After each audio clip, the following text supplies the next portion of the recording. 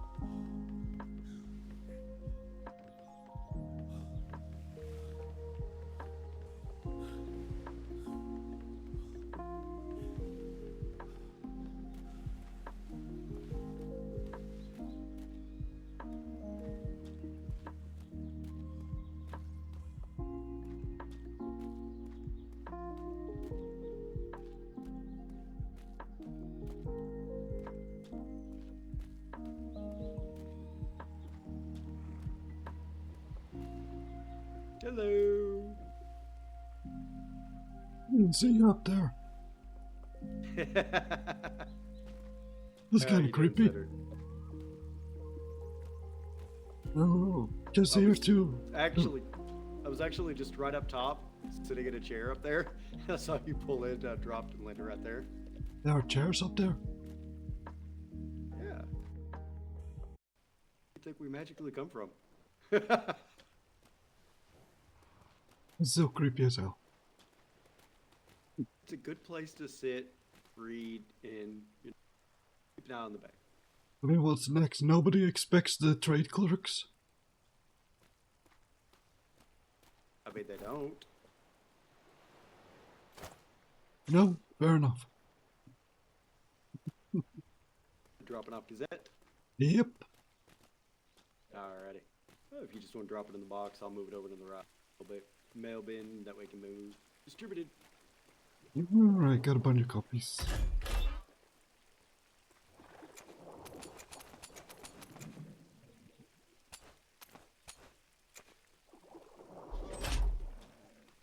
Alright, there you go. Have a good one.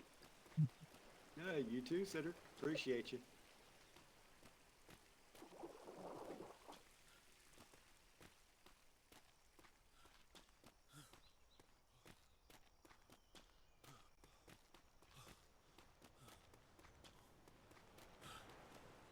Oh, that's always nice.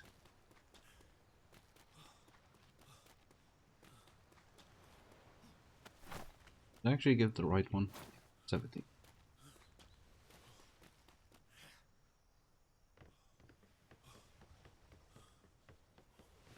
Nobody expects the Navy clerks. The British Navy clerks.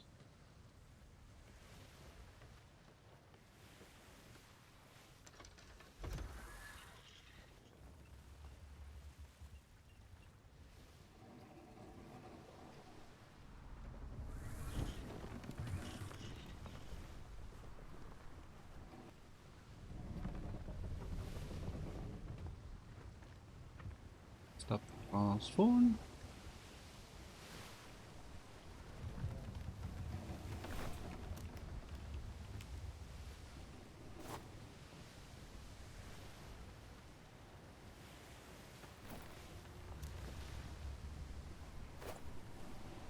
Oh, not Frostborn, North Wales.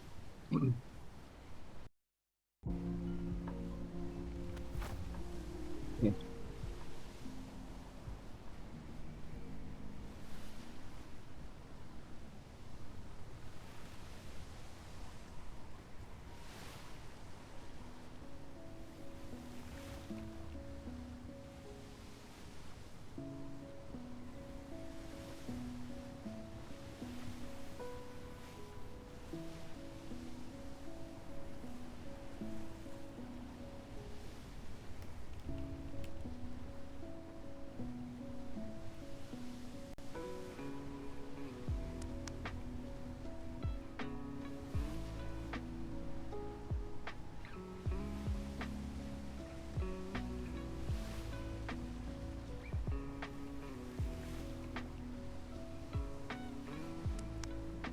Let's see.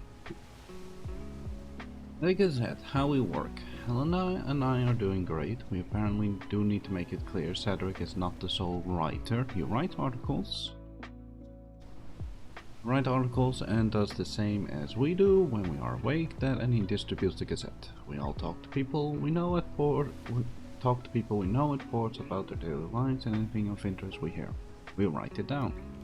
People have asked Cedric a lot who are the ladies, so Helena and Eleanor are our pen names, same as last deployment.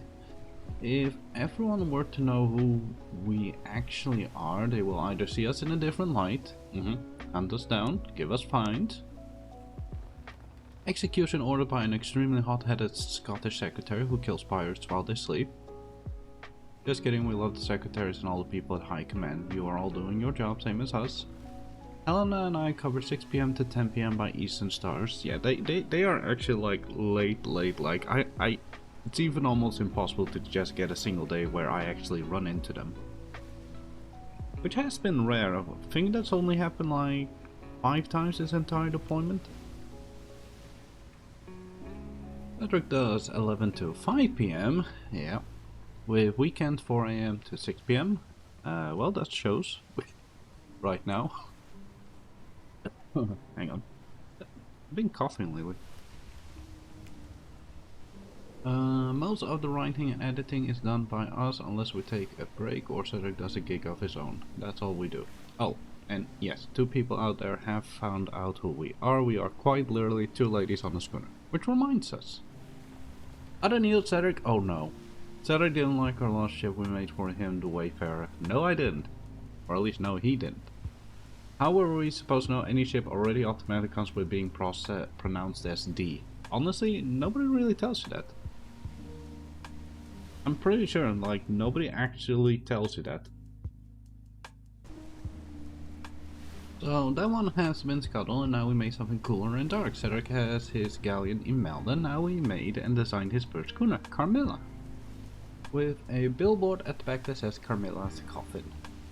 How did we come up with the name? Well, we visited the castle once in Vania. Castlevania, okay, yeah. Carmilla is a vampire. No making fun of its design, supposed to look weird and questionable. We could never reach the height of shipwrights such as HMS Picture, yeah. Speaking of which. Navy, multiple topics. Whoopsie, they are gone now. The Navy had another 48. This time it brought for an E3. On the first day, the HMS Whoopi and HMS Osprey responded to a fire report in E3. Upon entering E3, they noticed a galleon being red flare outside of Budgie Smuggler's Port, which everyone knows to be a fire report. As the Navy investigated the red flare, a fight soon broke out, which turned into the loss of the HMS Whoopi by Forsaken Horsemen and Budgie Smugglers. HMS Osprey made its way back to the 48 outpost, where it called for help from the HMS Crossguard. After getting reinforcement, the ship sailed out to look for missing personnel in E3, at which another galleon was being red flared outside of Budgie Smuggler's Port within 2 hours of the other incident, which led to the loss of the HMS Osprey. HMS Crossguard got away and most likely tried to circle back for the now again missing, only to have a run-in with 2 additional pirate vessels, one of which is confirmed to be for them. HMS Crossguard had, as it was said, its entire top deck flattened by mortar fire. Yet they still somehow managed to get away. Secretary Ferritson. Remember Secretary Fuzzy... Oh, Jimmer. Oh god.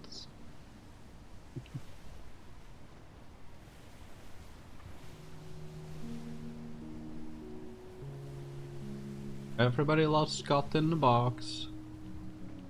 Because he does a lot of shit.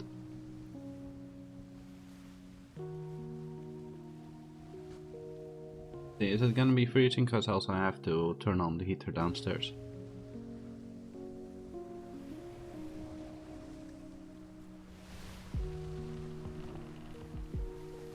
Oh yeah, this is gonna be freezing. Give me a moment.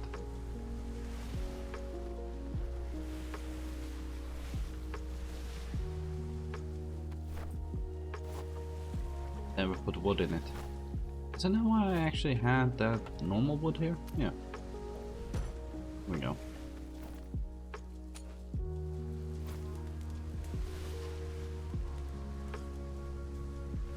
Should be able to reach me.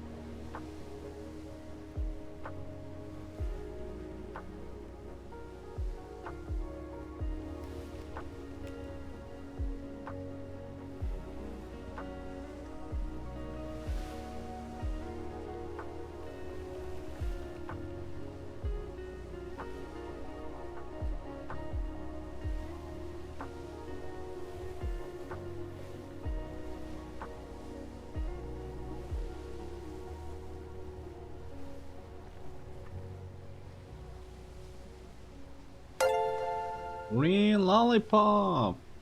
Thank you for the raid! Welcome, raiders! Let me actually do a shout out.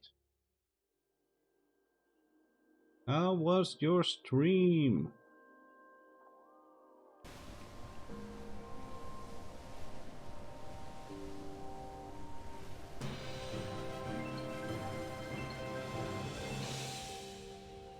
Welcome one and all to the chill raid that, or well, not chill raid, chill stream that is me going around the ocean, dropping off the Gazette. Also, the command didn't work. Moment.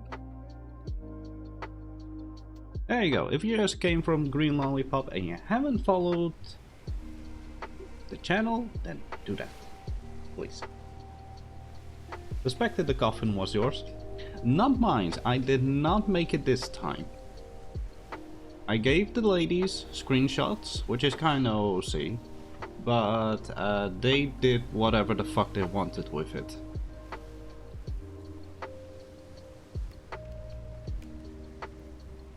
The Gazette never comes to the Burning Man. Maybe those people should then subscribe to the Gazette.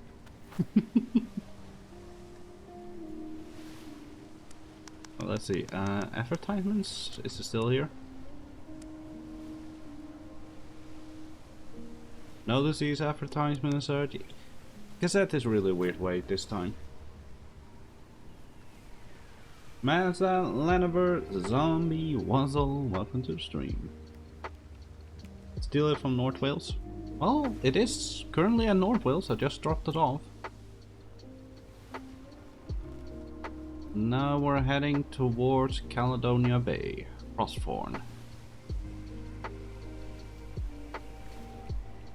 Then we have to go to Dappers and such.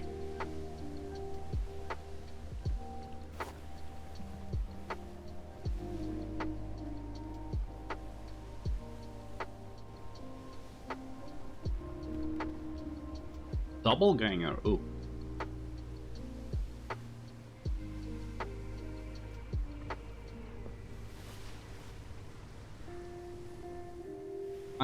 I really feel like they should just restart the servers if they're capable of such a thing. I mean, this ship already looks like a submarine. It's actually going to disappear in the ocean soon.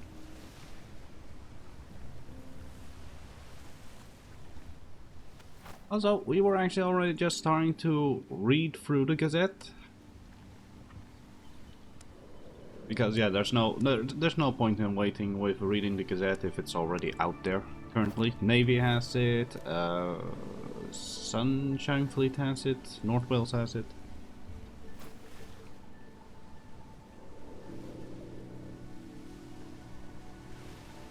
While getting like a motherfucker? Okay. Have a good lurk, thank you once again for the stream. Right, I can't talk today. I blame it on my sleep. I woke up like half an hour ago. Pretty much immediately went on.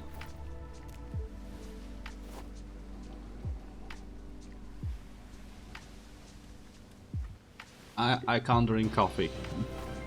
I cannot drink coffee.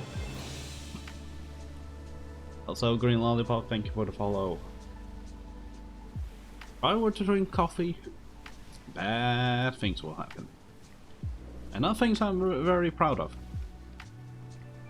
In either way.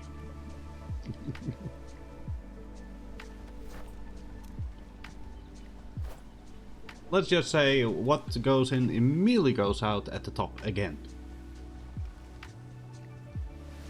Okay, I got it.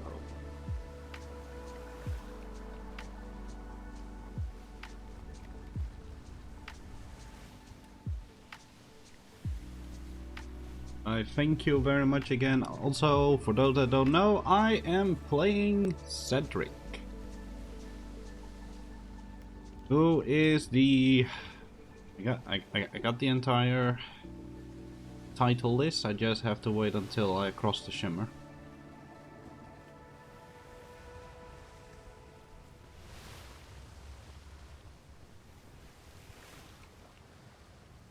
Pretty much. It's just more like it's weird, but coffee, it tastes so bad for me, like so bitter, and I already can't stand bitter things, that it just, like, you know, gag reflex goes off and it immediately goes with stomach acid. I destroy my voice with it.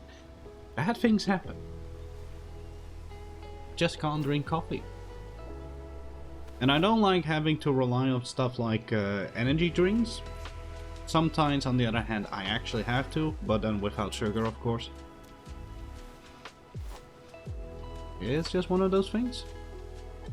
A body that can't handle coffee.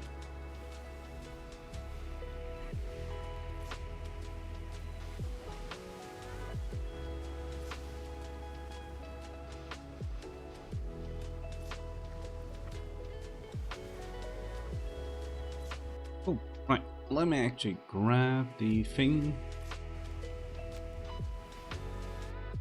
Give me that list. Go to the left.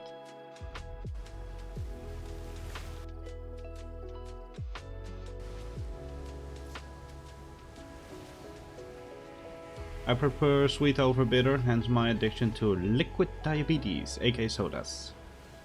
Understandable. I got nothing against sodas, it's just, for me, it's okay, this is one of those, like, I do it myself, but I like to always keep an eye on my weight, and sugar is basically a fat. Trust me, I like sodas, like, for fuck's sake, I got a Dr. Pepper right here. Soda that I always go for, Dr. Pepper.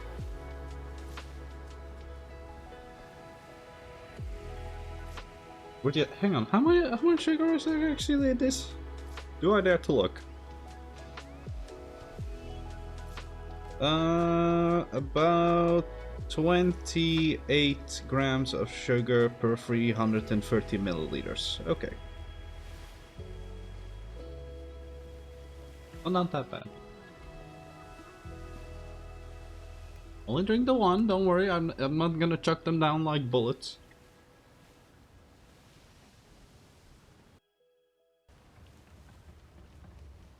Alright, and for those that question, let's see. Let me actually do the voice.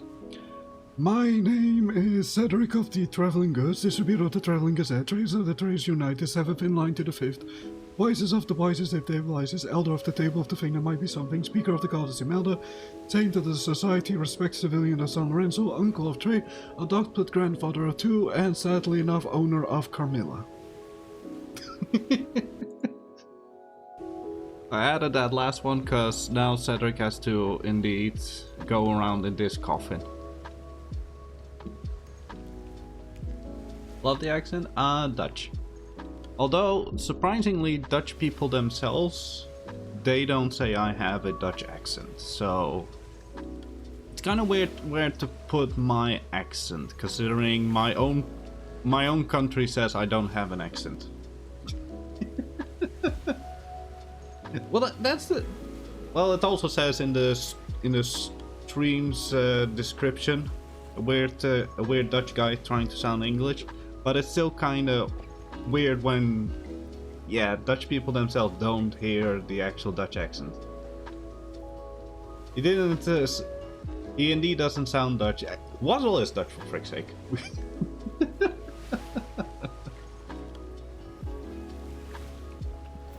Oh, to give you guys even a more example, I was at a job meeting or at a job event, and well, actually it was a company's event, company's day out, and we were there with all the other company members I'd never seen in my entire life, like about 50 people.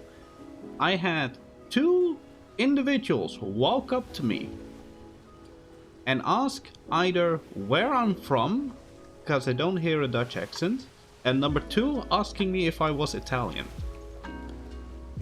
To give you guys an example.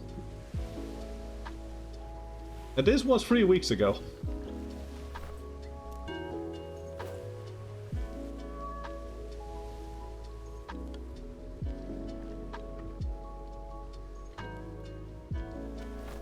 It's one of those things. Although granted, I quite literally grew up at the age of 5. in Amsterdam.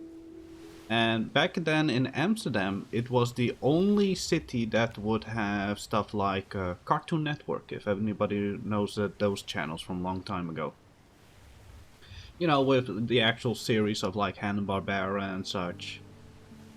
And yeah, all the good stuff, exactly. Like even stuff like Top Cat, or even the weird stuff like, oh god, Cat Dog and such, or Ed and Eddie. I really loved Ed and Eddie. Cow and Chicken, yeah, that one always came on very late for me. I Am Weasel, yes, yes. The Angry Beavers as well. Powerpuff Girls even. Although I was a huge fan of Ed and Eddie. But at the age of 5, Iron Devil, yes. At the age of 5, on the other hand, I didn't like what we had here as Dutch kids television, which was very limited. So we had weird stuff like animation stuff with like an owl reading a newspaper, which was horrible. I didn't like it. It was it even creeped me out actually as a kid.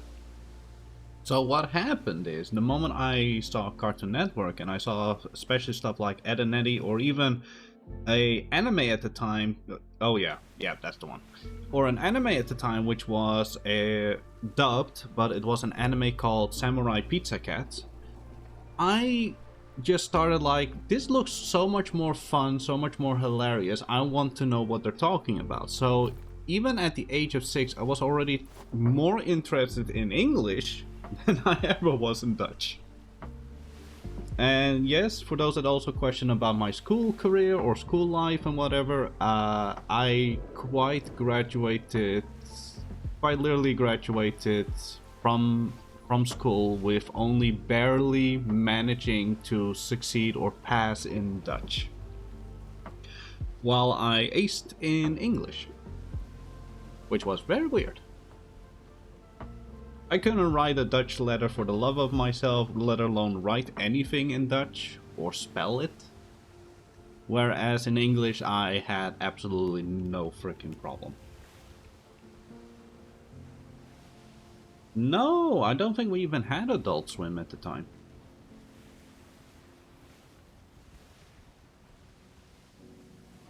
Also, I see some angry ships. So I'm going this way.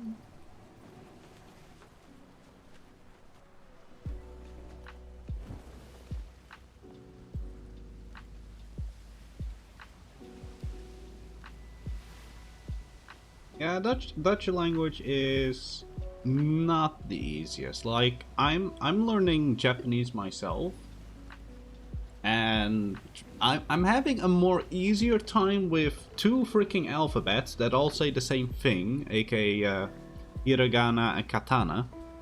I have a more easier time learning that than ever having to relearn the stupid grammar rules that we have in this country.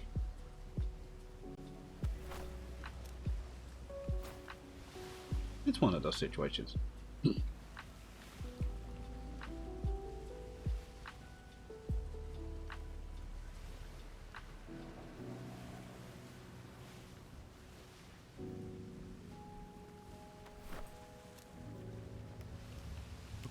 How are we gonna do this? Like, we can swing ourselves to Frostborn and then afterwards swing ourselves to Richshire. Or go for Richshire first and then go for Frostborn, then cross over to E2 and such. Because then we have to go to Snooze You Lose. I believe Cadenza is dead. And I don't mean that in a bad way, it's just that, yeah, the company's gone. We also don't have to go to Papagayo Bay anymore, because Iron Crows are also gone. Suramar, we also don't have to go anymore, so we only have Lutari here.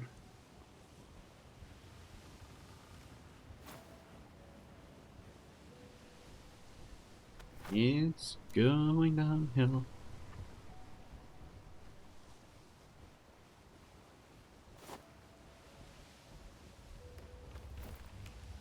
Alright, let's actually take a look at the Gazette again. The first section of the Gazette is basically how the Gazette is doing. The ladies are doing good, I'm doing good, although Cedric is being asked a lot who the ladies are, and I'm pretty sure any person can understand that if the... It's one thing if Cedric is the distributor, because he's basically the messenger, you don't shoot the messenger. But if anybody were to find out the actual characters that are Helena and Eleanor, because these are their pen names as it says here, I'm pretty sure they would get like a lot of backlash. And that's basically the RP scenario that we have currently with the Gazette, is that it's their last deployment. It does not mean that we're gonna say, hey, this is the real Eleanor and Helena. No, we're not gonna do that.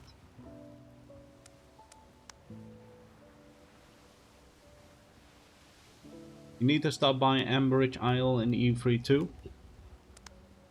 I'm not going anywhere unless people have subscribed to the Gazette. Also, where's Ambridge? Oh, Budget Smugglers. I actually did last time. I did do that, Mr. Bobby. I'm pretty sure that's your character, right, Kens? Your Uncle Bobby?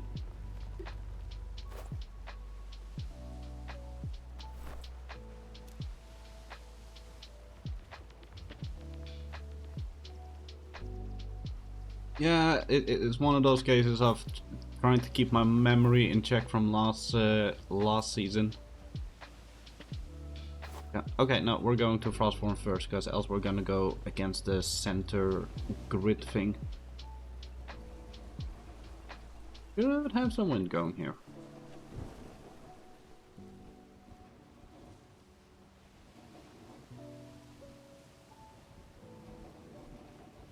Ox!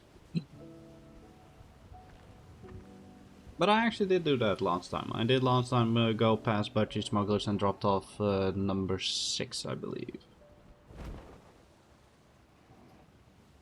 Apparently I'm known as the Amazonian Ostrich Lady. I haven't even heard of that.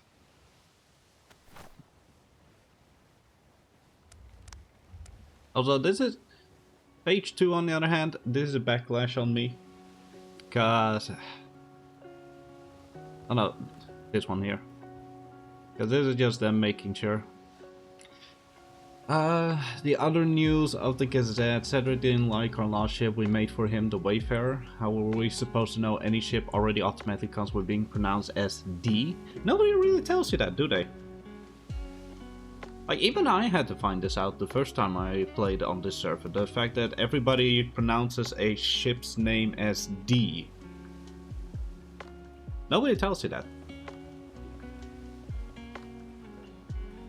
So that one has been scuttled, and now we made something cooler and dark. Cedric has his galleon Imelda. Now we made and designed his first schooner, Carmilla. With a billboard at the back that says Carmilla's Coffin. How did we come up with the name? Well, we visited this castle once in Vania, I believe. It's Castlevania character, Carmilla.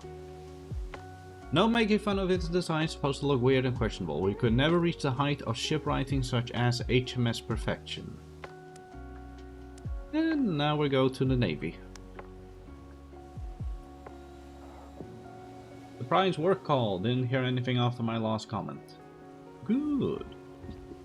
No, the thing about your last comment is just that I gave the ladies the screenshot of the old black cab that I had as Andrew Bennett during his final weeks, and they basically rebuilt it, and then they called it Carmilla, and they did some additional things like redoing the helm a bit, making a billboard, and also having stuff like a freaking cross in the shape of a coffin.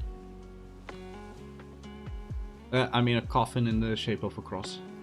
Can't talk today.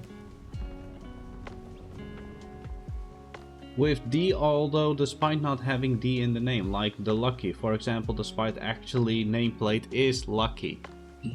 I know, I had that for... Funny enough is, I only had that in my first season, I believe that was season 3. And I only had it happen to me last season. And actually this season, but this season it was because of the ladies, they didn't know. And last season when... oh god, what were they called? The Salty Wench. The Salty Wench Tavern. with Ivan and Ildi and such. What actually was also with Firebane.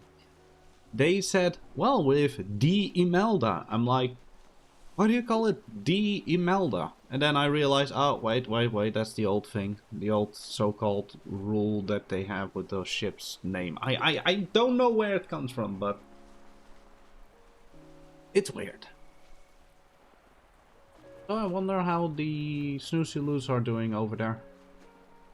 They're building on the other side of the island. It's just one of those weird things. Like, I get it if it's like the actual rule of ship names and such, but I don't think it has like any actual place inside of a game.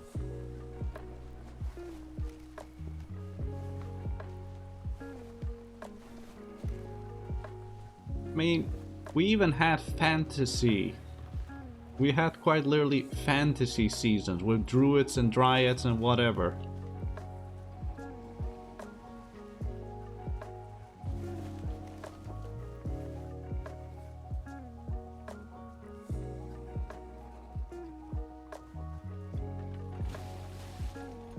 I'm at least happy that that stuff like your character Sky is even allowed.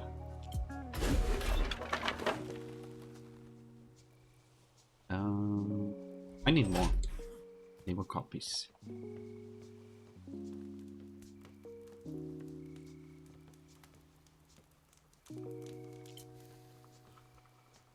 Where's... oh, there it is.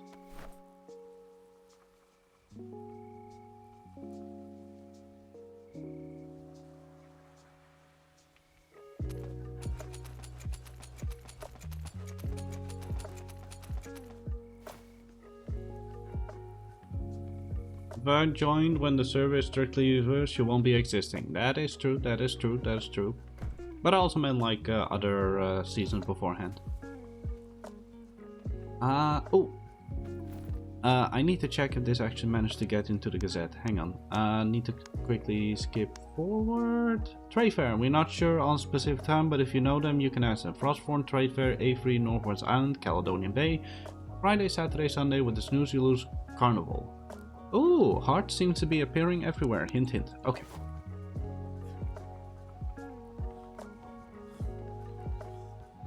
The ladies are doing the editing of the Gazette, so I have to make sure sometimes if something actually got placed inside of the Gazette.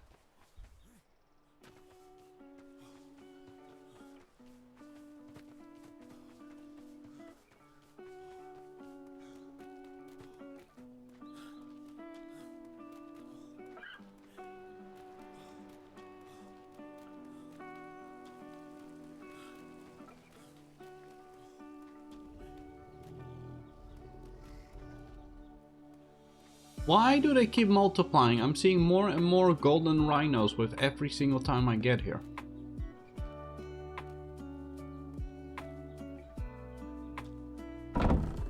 Bingo.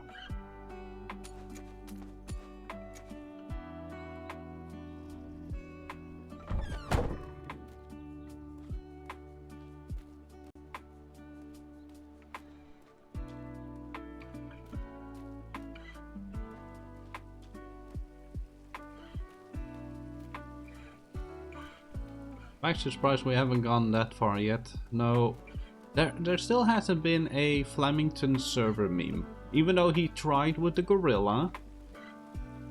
I'll give him that, he tried with the gorilla. Oh, wait, 9 PM?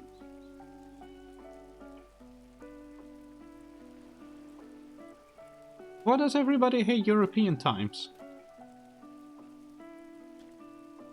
Ah, it's on a Friday. I'll be... hang on, wait, that's next week, right?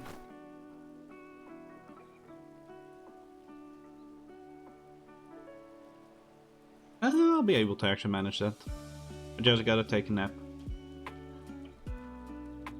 This week? You're kidding me, it's not this week. It's the 23rd, it's not... it's not gonna be on the 16th. Okay. I'm like... Did I miss a week?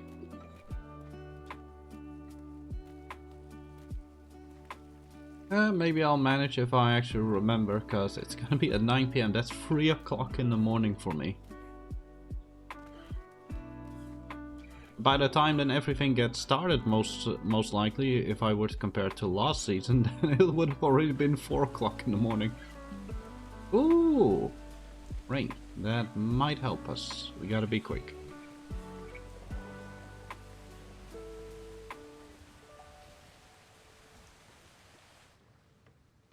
I hate how carpets don't really load that well. Like, often I have to be in my pockets and go back and stuff for it to then suddenly switch in a better quality.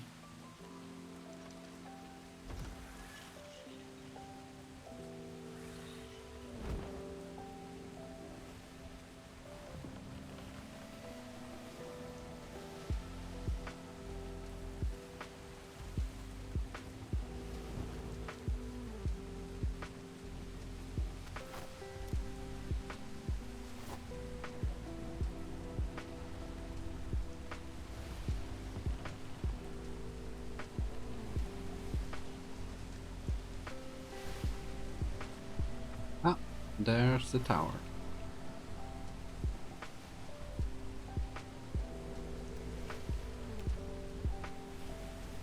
Guard security during the 48th at the brim of the hat house on the hill. Yeah, I noticed that. Also, for those that actually don't know, Cedric is to blame for the whoopee sinking, and probably actually just anything that happened afterwards. With also the Queen's Ox getting red flared and such. Cedric is actually responsible for all of it. And nobody knows yet. Yet. I'm saying yet.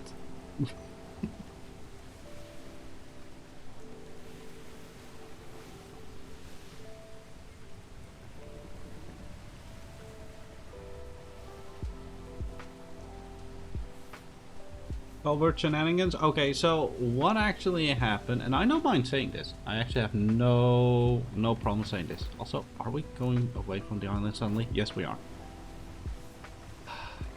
There is a downside. Surprisingly, sloops ignore how wind goes when they go too fast. Like, the wind won't be able to make a sloop turn. Brigantines, they turn a little bit. Galleons, they turn a little bit. Schooners? I don't know what it is, but schooners like just, you know, here comes a little breeze, I'm taking a right turn. Kinda weird. Like, I actively am having to fight everything right now. I'm trying to go to the right and it's going to the left. Oh god, it's so bad. I mean, at least we'll be quick. Okay, so for those that don't know what actually happened, and I don't mind telling this on stream, because nobody knows it.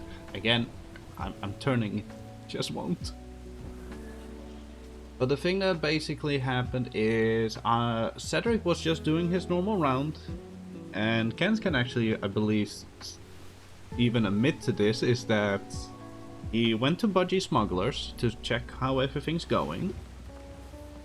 And while at Budgie Smugglers, asking about stuff like blueprints, exchanging and everything, you know, selling blueprints or whatever, even though Cedric doesn't really sell at all. He just gives away. The moment that happened, he gotten a request. Could you do us a favor? And the favor was, they told Cedric about the 48 at Frostthorn and asked him if he could go there and make a pirate report, so that the Navy would come out of the 48 and go immediately into E3. Cedric went to Frostthorn. He had a nice talk with 2 of the members.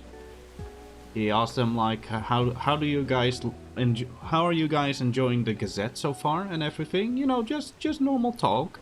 And then like, oh right, I heard that the 48 was here. Can I make a pirate report? Like, is there a Navy member here I can talk to? They went out, they got Secretary Sturman to show up. Cedric told Sturman E3 pirate report about 40 minutes ago. About 4 pirate ships. This is what Budgie Smugglers asked him to report. 4 pirate ships in E3, 1 privateer already sunk, and that's basically it. Sure enough, what happened?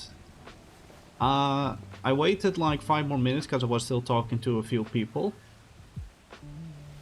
And the moment I was done, summoning bells were already triggered on the island by the Navy. The Navy says, or at least Sturman apparently reported that it was in E4, not E3. But they did say about like the pirate ships and that the privateer ship was already sunken and everything. And surprisingly somehow said that Cedric was sent over from Navy Trade in Proudshire to here to report it. I never said that, so that's kind of weird. That's on Sturman. And yeah, Sturman also had the grid wrong. So I immediately was like, oh frick, I gotta tell and warn budgie smugglers that they are going to E4 probably. Because Reddit literally told it to everybody where Cedric was standing around. So that also happened. The wind was against me, or at least against Cedric, going into E3 towards budgie smugglers. Had to zigzag the whole time. The fog even came up. Cedric managed to get to the budgie smugglers. Budgie smugglers immediately came out of the port, red flaring the galleon, quickly having a talk with Cedric, and then Cedric saying that they are stupid because they misheard everything. And surprisingly, sure enough, the moment I already left Frostthorn, the HMS Whoopi and HMS Osprey basically began to go out as well. So they were like 5 minutes behind me. So while we were talking there, the brigantines of the Navy were already in sight. HMS Whoopi got sunk. Well, actually the rest is actually in here. Let's actually take a quick look. So here it is, yeah. On the first day, HMS Whoopi, HMS Osprey respond to a pirate report in E3. Upon entering E3, they notice a galleon, that was Cedric, being red flared outside of Budgie Smuggler's Port, which everyone knows to be a pirate port.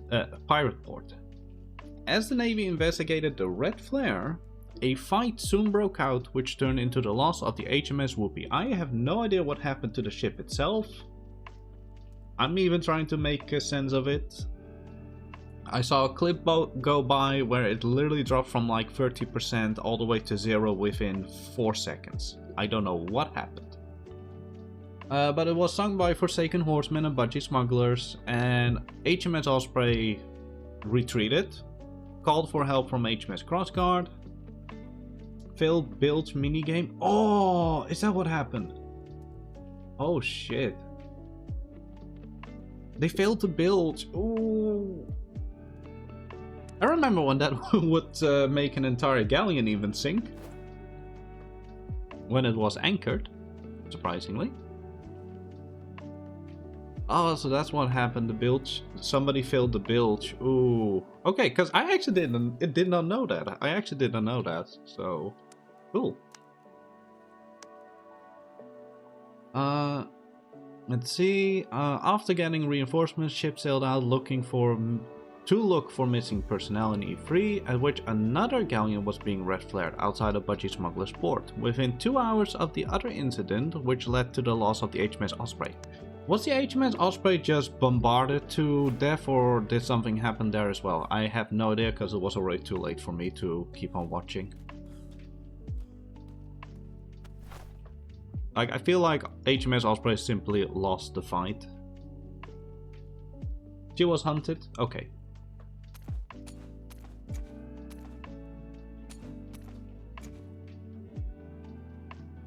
5-2 gold. No.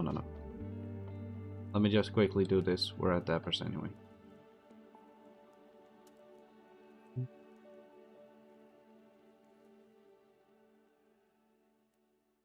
Fennel got cocky basically and ended up in a brawl and was getting super low because of that, and then hunted down basically. Okay. Then I have to ask, is it true that, because it is in the Gazette, because that's what the ladies heard afterwards. I didn't hear anything about this part. about what happened to Crossguard. HMS Crossguard got away and most likely tried to circle back for the now again missing personnel, only to have a run-in with 2 additional pirate vessels, one of which is confirmed to be Fordham. HMS Crossguard had, as it was said, its entire top deck flattened by mortar fire.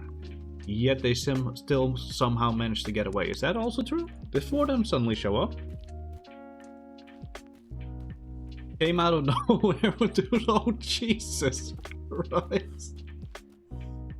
Okay, here we are.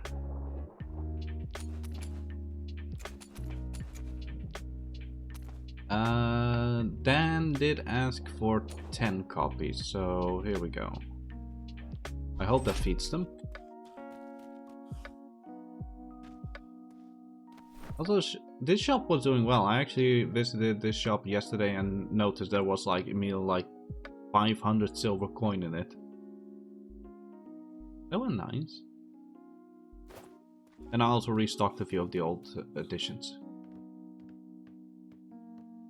No! Where's the ladder? At least we have side ladders, right? Yes.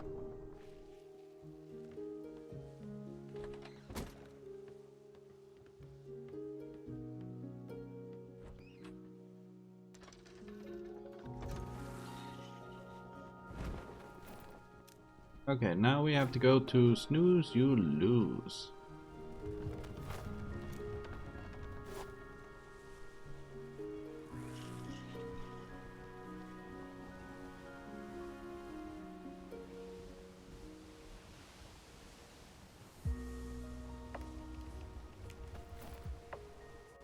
Let's see, Fordham came out of the darkness. I was swimming after boarding the Osprey when led to her being hunted. They sailed straight over me, almost dead center of Avery, as I was swimming to the southeast island. The ocean is so dead. I did donuts of disrespect outside trade on Black Sail and nothing. Granted, if it's like right now, there's only, I believe, 6 people there? At least when I was there earlier for the Gazette, so yeah. I don't think they could respond even if they wanted to. Okay, let's actually continue reading with the fun part. Secretary Ferretson. 8 people in the grid, yeah, and then you have to count yourself included. Remember Secretary Furry Ferretson, or Secretary Ferretson, or Fuzzy Terry Ferretson? I still love that clip. From the 5th edition, this secretary has apparently gained a promotion, now being Snackretary Ferretson. This is all in character. Cedric was the one that got to hear this. We ourselves heard about it at the Navy trade that the secretary was now sleeping with 10 to 50 snakes. Although we thought his name was going to be a pun name on snakes, it turned out to be snacks. Before anyone questions what happened to the ferrets, according to Navy personnel, they have all gotten jobs at the Royal Navy High Command. That's nice. Nobody kills ferrets. No Sunday morning coffee on the 18th. Okay, so I believe it was Sally. Yeah, no, it was a master, so I'm not sure if... No, it's Secretary Sally, and then you have, I believe, Master the Rock or something? aka Oink from last seasons. Let's see, no Sunday morning, but yeah, she basically said Secretary. I do not know who plays, I believe it's Ocellatus. Yeah, she told Cedric, could I ask you to change it to Snackretary instead of Snickretary? Let's see, according to Cedric, who was at the latest Sunday morning coffee, next week's morning coffee is cancelled. However, there is word about a morning coffee at the Lighthouse Lodge the week afterwards. Nothing is set in stone yet. Mythos applications for those that have submarines and really like to use them, looking at Northern Wales. Specifically, Mythos applications. You can now start applying for Mythos license at the Navy Trade. While Navy Trade has yet to have their hands on a shipment of Mythos, it is to quote, coming soon. Oh, that's misspelled. You. That's 2 M's. Oh wait, is that correct? Coming soon? Oh well. Sometimes even I'm like, I'll take it. Sky? Quack? What do you mean? You're also in this, Sky. You're also actually in this Gazette. And I mean your character specifically, Sky, is in the Gazette, in this one. So if you want to get them weird looking sub-vessels to work, apply today at Royal Navy Trade for a license. 2 stains make perfection. Have you been to the Navy trade dock in the past week? Then you must have seen the glorious HMS Perfection made by 2 stains, that's their last name. Apparently a family of incredible shipwrights who are part of the Navy, knowing nothing more than to test the boundaries of the world's law and shipwright capabilities to its maximum limit. We cannot wait to see their next greatest work. Privateers. Iron Crows missing? As Cedric was sailing into Papagayo Bay, Defreesauer's Island to deliver the 6th edition last week Thursday, he came across a torn up port with over 5 vessels scuttled in its bay and only a red-sailed galleon left standing.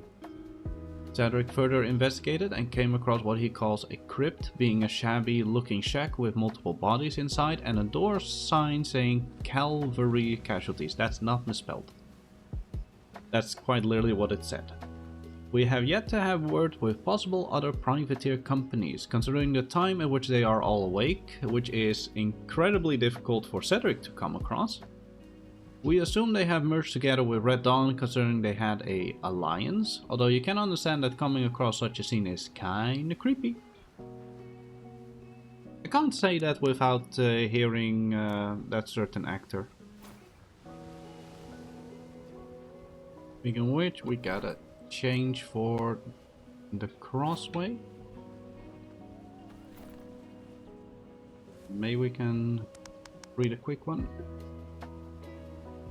Pirates, what is there to say? Budgie and Forsaken are killing it out there. Fordham is being considered terrifying by most others, especially Budgie. I don't know what it is with Theo not wanting to go and engage Fordham. And Uwu is being Uwu, getting themselves into trouble yet paying their fines each time as to not upset Mama. I also don't know what's up with that. We are not sure what to say about all this. Seems like your ordinary weird dysfunctional family of companies that somehow keep each other in check while also doing their job? What happened to the times of Black Rose and Sticks and Bones? Oh, I miss Sticks and Bones. Now those were more simple times, apart from the whole pirateer thing in the former deployments. Now that was weird.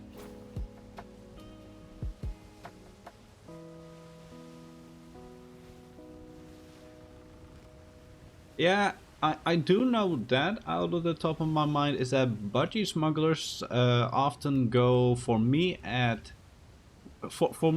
just to make it clear, for me it's easier to know in my mind, so they go out at 4 PM?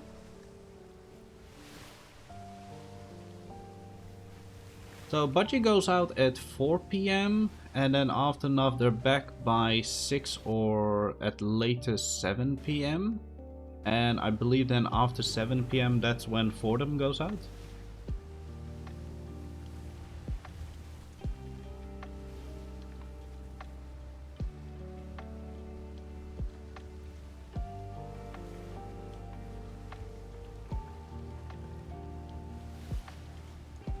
Leave Mama Fordham out of this. Hey, she's being respected. I mean, it quite literally says that, yeah, I mean, the members, should we actually check if anybody's been awake here, yes or no, at Cadenza? This is one of those ports that died so early into the deployment, and it's kind of weird. It feels like they didn't even ever have the chance to pick anything, like what to actually do as for the company itself.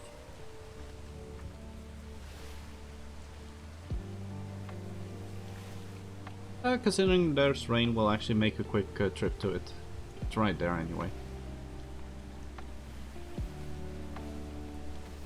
A high tide trading company.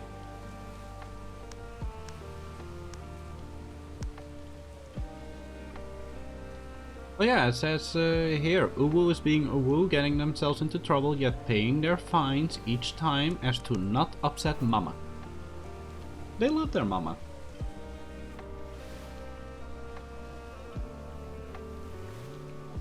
Oh, the storm is already done. Okay. Well, that's nice.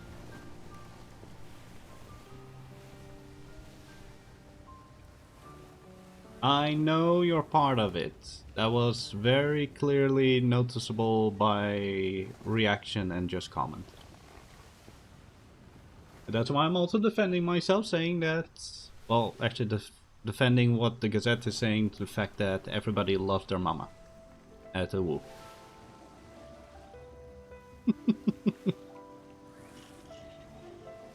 I just love how the ladies put it down as being a dysfunctional family. I love that so much.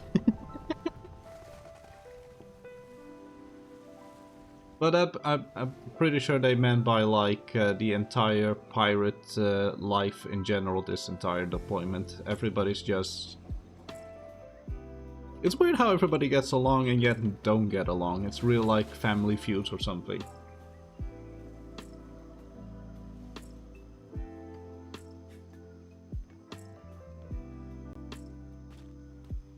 Okay, let's give the check. Last time I gave two Gazettes here.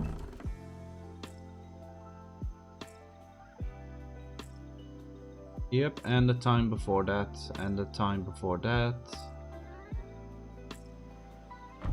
Now, it's sad to say that this port is dead. With no life having been here for more than 2 weeks.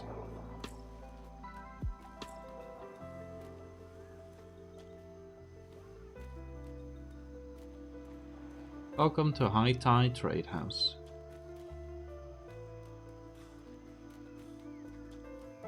In the earlier times of the Gazette, when I was going around with the Gazette on like number 2 and 3, the only person that was awake was the... Hang on, where is it? Did I already pass it?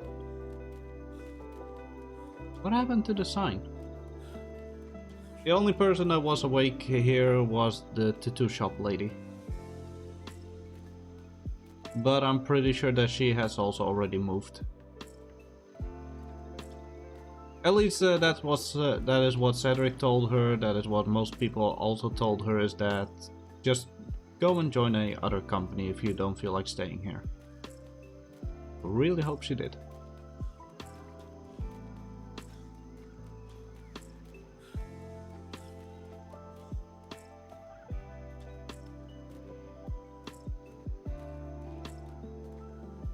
I mean, Fordham did try and actually pirate... No, not Fordham. Uwu. Uwu did actually stop Cedric and was given 25 gold. They could have gotten 100 gold, but they clearly didn't listen to Cedric, and Cedric was never... Let's say... how do you say that? Confronted with his own comment that he made 2 minutes prior.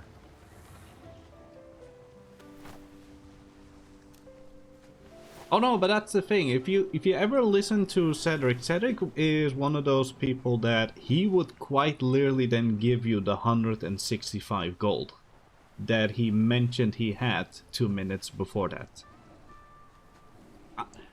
Look. Personally, as a gamer, I have no use for gold, and Cedric especially knows that, so any gold that Cedric has at that moment in time, you can quite literally just request it from him, because he has absolutely no use for gold.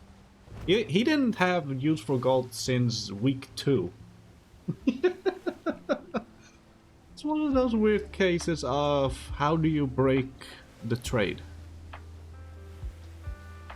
Well, it's easy. You go to the Navy trade, they ask for 5,000, so you give them 50,000, and they are still forced to pay you.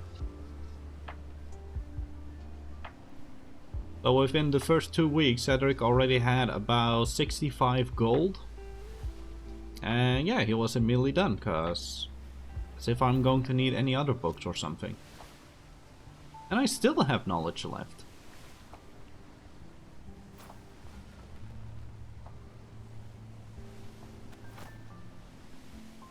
Oh well. While we're on our way to Snooze You Lose, what other topics were there? Civilian life. Last weekend's trade fair at Blackmire. We sadly have nothing to report other than many people not knowing it was on Friday and Saturday at a very late time. But we did hear multiple small companies and a Navy vessel having been there for boxing. That's kinda sad. Gotta keep an eye out on this.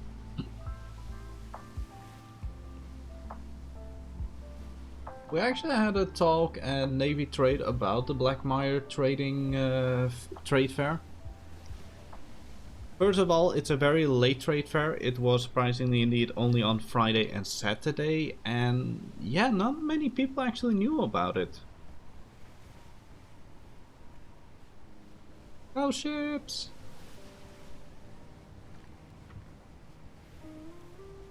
That a normal sunken treasure? Yeah, that's a normal sunken treasure. Okay. For a moment I thought it was an actual shipwreck. I actually have a question for Jazza.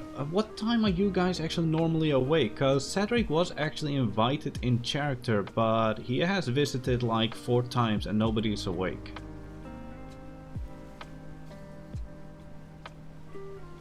Pretty sure he was invited by what is his name? Bonebreaker? Bonebreaker? Knew the trade fair when we took a wrong turn on our way to the outpost. Ah. So that was basically on accident. I also kind of feel sad for the other carnival people. They have also done some they have also done just effort in being a carnival this season, and each time when they are part of something it feels like it's just never advertised.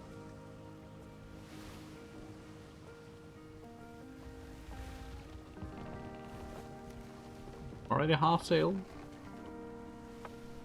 Oh, there's so much stuff here.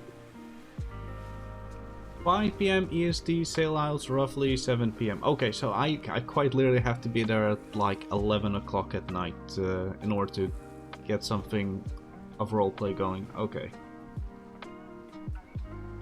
Thank you. I mean, actually, now I actually have time. Last time, I believe I got like... I came across them at a very ridiculous early time then.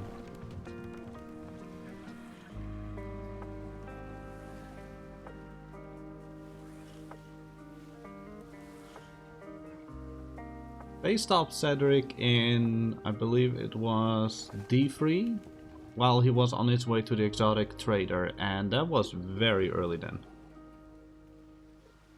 Rare morning sale on the sloop. Oh, okay, so you were probably part of that, yeah.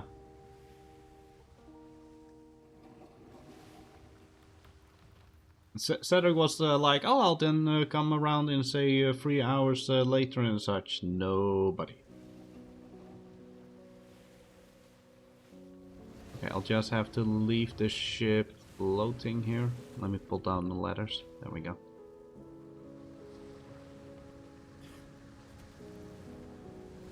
Whee!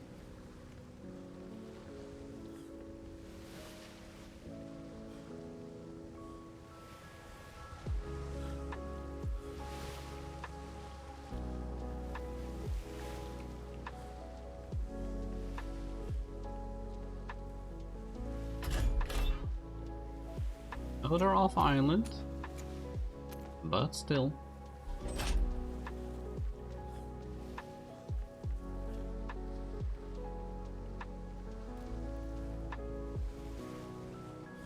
Oh, I completely understand, especially when some people are suffering insomnia. I love these things. I would say it like a pass, but that didn't count. Thrifty to the left. I've already done all these challenges. It's quite fun how the railing works indeed. Nope, too much to the left.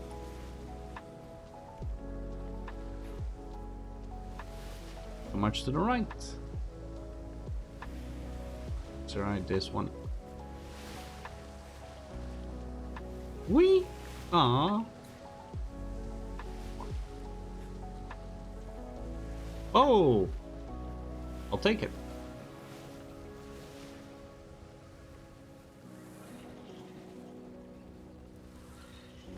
Alright, on our way to Gone Fishing.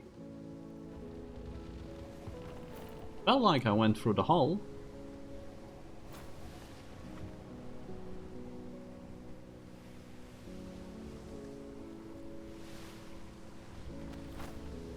Alright, let's keep reading.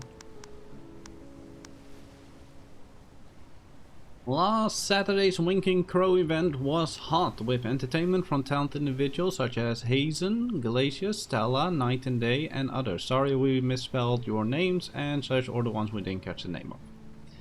Other entertainments at the Winking Crow included the Christmas edition of the Snooze You Lose Carnival People, including Santa.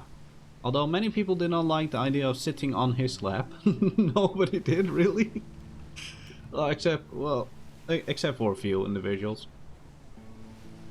A lot of people did make sure to write letters to Santa. 3 Navy vessels and 7 companies were at the Winking Crow at one moment in time, with most Navy members not being able to visit Santa Boomer due to Vice Admiral Shimmer's orders. Vice Admiral Shimmer is now on the naughty list.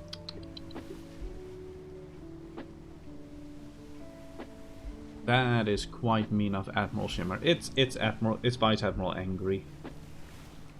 Verdello, hello, where? We are sad to say that Verdello Farm is gone, alongside Mungo Verdello at Verdello Farm. While we are not sure as to what has happened, Miss Gretchen, however, who according to Navy Info is the mother of Mungo, is now back on the seas.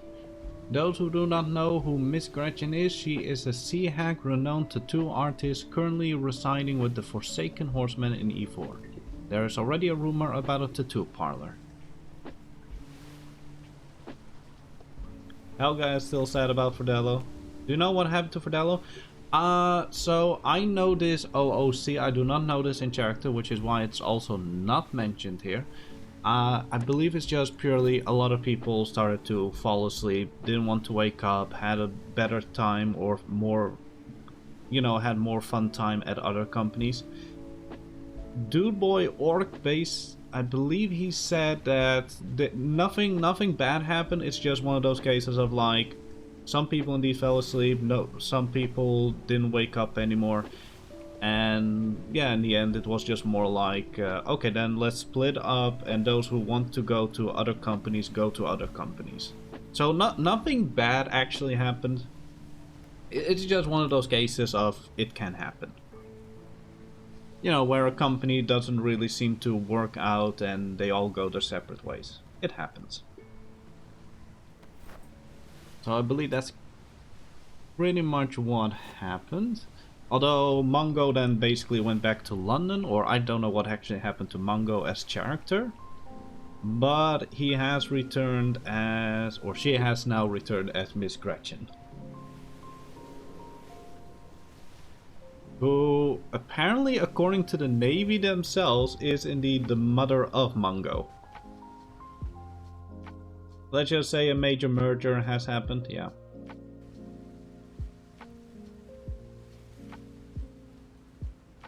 Mungo kind of forced the hand at the company falling apart.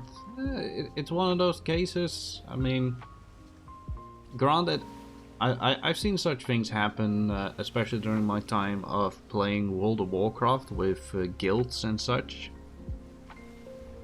Often enough, it kind of falls upon just one person's decision. As long as it's done in character and such, and not, out of the blue or something, then I say, okay, it happens. So far I haven't heard anything about drama that happened over there, so just going for what it goes. Alright, and indeed here the trade fair, we are not sure specific time. Frostborn Trade Fair, A3, Northwest Island of Caledonia Bay. They're doing a Valentine's event. Snooze You Lose is doing a Valentine's event. The Burnout. Oh. Hang on. We'll read that one once we're here. I have not read that article or know about that article, so gotta wait until we have dropped off here at the Gone Fishing.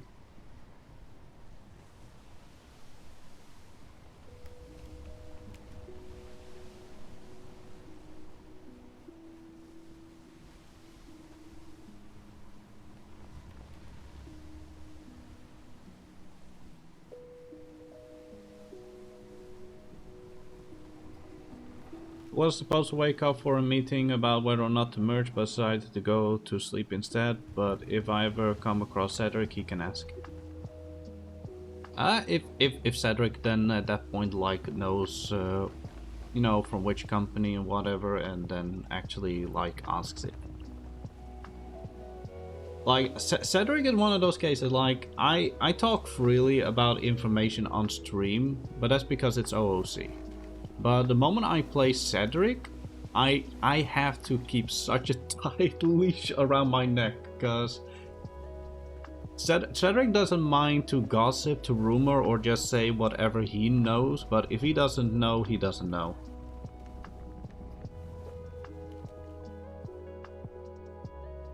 I mean, he's met Helga before, but probably don't remember. Cedric is a distributor. It surprises me. It's the same thing as how quickly my last character Andrew Bennett died, because he had a perma condition which was 200 people. A lot of people know about that one. And even for me, it still surprised the ever-living heck out of me that I did that within 2 deployments. And basically like stalled it for a 3rd one. Like, it surprises me how many people in the end I actually come across on like a weekly basis. It's ridiculous. Okay, we have enough for the Gone Fishing. Gotta be careful for tigers. Especially considering I don't see any other animal.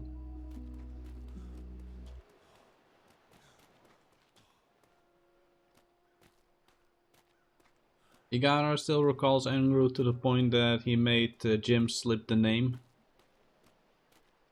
To the point he made Jim slip the name? What do you mean slip the name? The only thing I recall of Jim North with Andrew was the whole... what was it called? I'm missing something here. Did something happen here?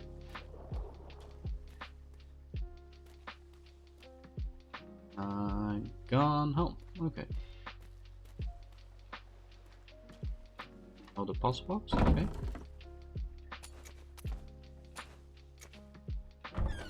Well, at least I have checked their mail since last time.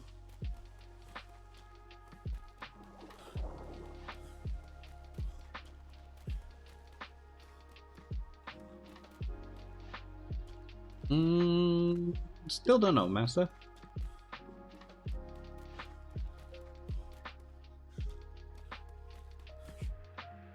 Yara still recall Andrew to the point he made Jim slip the name Paintball? I have no idea.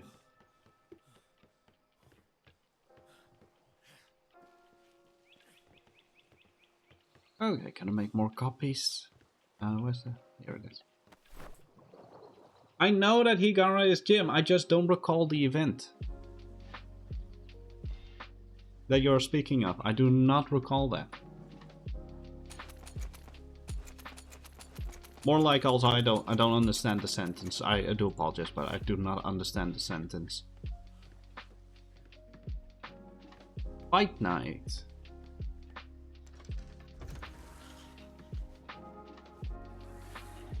I remember last fight night yet, but I don't recall slipping. Wait, did he call Cedric Andrew?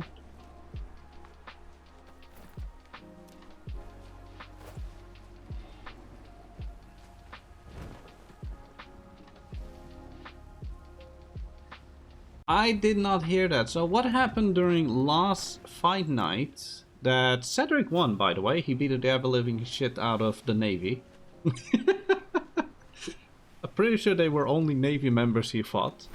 So what happened at fight night is not only the whole horrible incident with the puckle gun at the Navy trade beforehand, where Cedric and another individual of... Oh, I believe it was Jade. So Jade and Cedric, while visiting the Navy trade before fight night happened, last deployment, they both got shot by a puckle of the Navy. Because somebody left the door open. At Navy trade. Then afterwards we got Shanghai to the fight night, which was already supposed to happen, of course. And then we basically got the cure, which I believe was grog.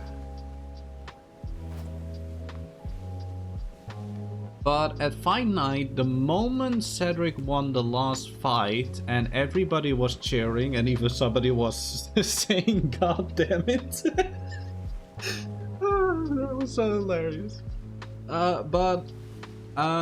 My microphone stopped working. Like, I don't know, I think it was just purely the game couldn't handle everybody talking at the same time, but the moment while I was trying to also say something during that yell, like hooray or like, oh, like I won, apparently Cedric's voice just completely broke, and yeah, I could not hear anything for a long time, and then trying to take a nap and waking up, which took forever. Like, there were a lot of moments where I just couldn't hear a single thing. Because I was so... I don't know, the microphone and everything was just completely borked in the game.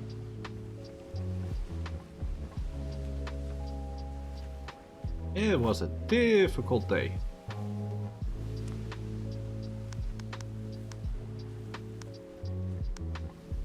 Okay, while we're on our way, cause it's gonna take a little bit. The burnout. Ever since the first 48 people have been burning themselves out. Trade fairs are happening each weekend, true. Smaller events are also happening in the weekend, true. Many people suffering from their nightmares alongside it, true. While many would love to have everyone awake every single day, or even the people themselves want to be awake every single day, we, the Gazette, do wish sincerely ask everyone to not overdo it. Contrary to popular belief about dreams not influencing one's performance, nightmares, however, they do, either it being physically or mentally. While our time on the sea is limited during a Navy deployment, it does not mean you have to spend every single waking moment doing something. Rest and relax, we'll meet each other somewhere, sometime. Oh, that's nice. It's chaotic in the best way. Sure, what? Oh dear, what am I hearing?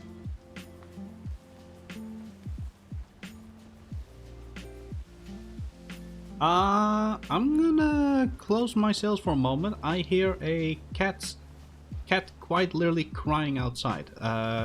Give me a moment. There's no ghost ship, right?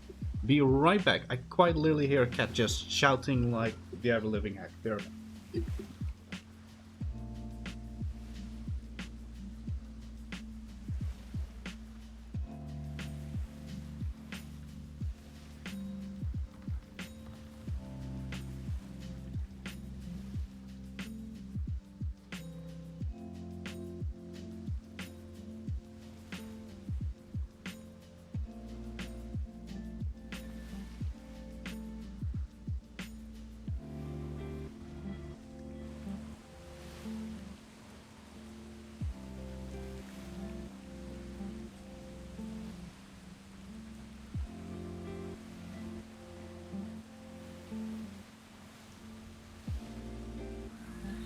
Alright, I thought it was a cat crying. It was not a cat crying, it was two cats growling. Or you know, the whole...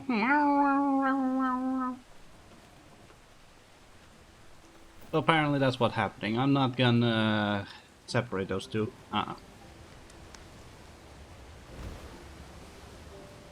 Oh no, do I hear cyclones? Oh yes I do. Let's get to the island, quickly. Cat brawl! I'm surprised that nobody has done that yet, a cat fight.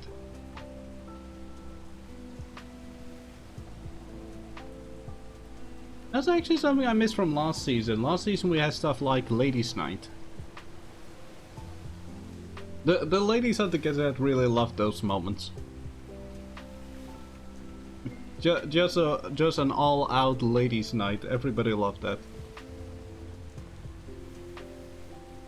No one tries a tame versus tame fight.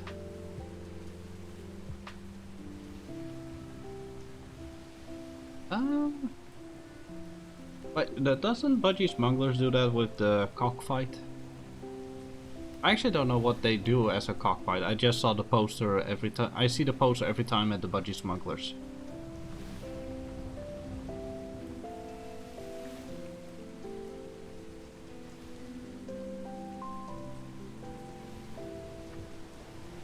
Jesus, that one's close to the shore.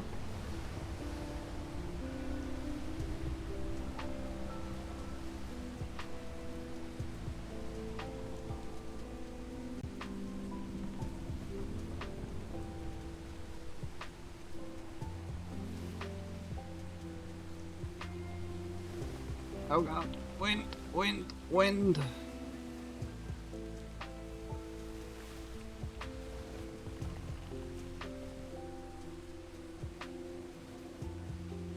Right, I'll then park alongside the seawall. I never knew about that. It pays to visit. It's the one quirk I'm going to miss if I were to join a company next deployment. No longer being, you know, single player. Or at least solo. Or in this guy just being that one guy that has something to do with two other people who are having their own company. With the Gazette. But just being able to indeed go around every single island, not caring if there's pirates or whatever on board, or needing permission to do so. And just visiting everyone.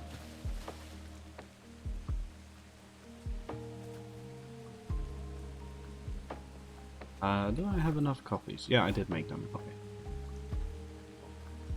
Oh, food. Food, food, food, food, food.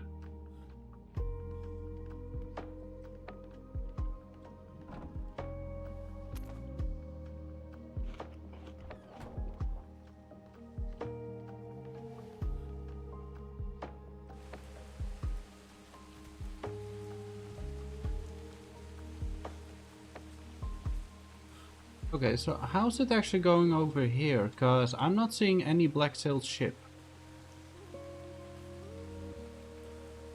Did they... It's more like also a question, is this port still awake?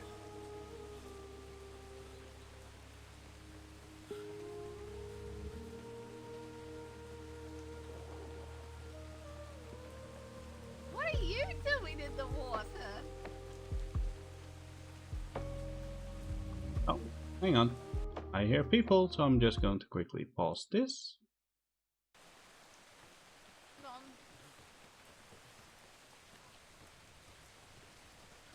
Oh, Oh, hello. hello. Hi. Hello. Hello. Name's Cedric of the Traveling Goods and distributor of the Traveling Gazette. Can I... Hey, Cedric. Hello. Is it okay if I... Yeah, I remember Sure. from the last You're time I more was than here. welcome to- Yeah. Could any... Oh, the gate is open, thank God. I'll be dropping off the Gazette.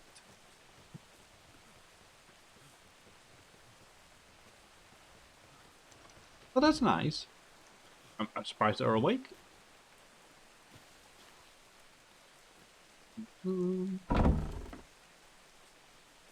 Gazette number 6. Okay, I'll just drop off 4. No, I mean, I already did 7. Oh, there we go. I can still take them back. There we go. Fell in. Thank you, have a wonderful day. Go to the stairs over there. Sorry. You're right, mate. You're right. Alright. Roxy, Miss Ives, call the horse. Oh dear. That one on the other hand isn't happy. Horse! This way! Come on! Thank you, good boy. Oh. Oh no! Now the other That one. was, We shouldn't. that was a bump. Once again, sorry, and have a good one. Lucky I was Don't- sitting on mine. Oh, don't No, be Cedric, sorry. you're all right. Come around anytime. You're welcome. We'll keep in You're okay, mind. Cedric.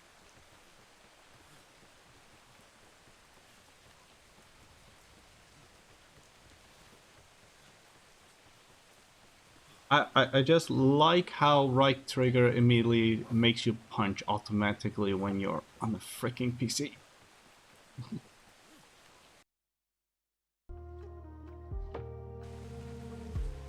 By the way, I felt like that I was disrupting a moment there, so didn't want to stay too long.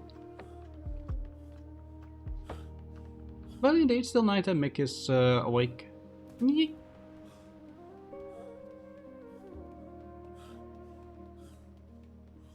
But I'm actually more happy that he was sitting on the lion when that happened, or else it would have been bye-bye Cedric.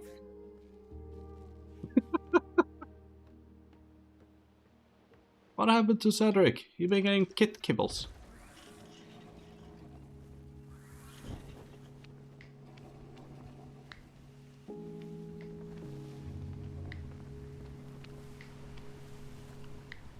Okay, we now have to go to Budgie Smugglers and Bell Hollow and then Goldshore. So it's going to be a hope that the wind goes in our direction.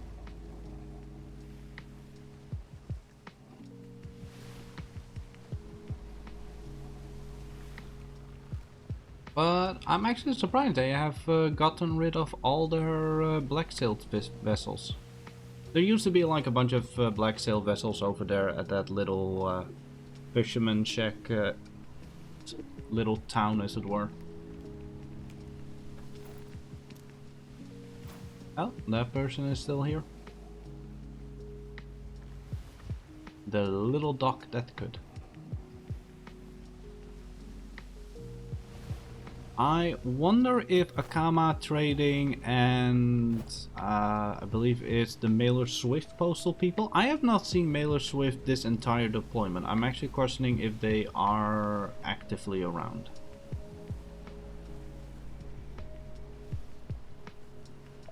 Okay, here we have the little port. Just going to do a quick sail by.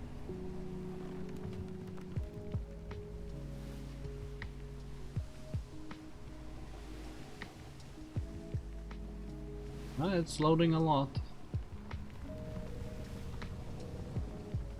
Well, the port seems to still be here. And their mail vessel, so I guess they're still here.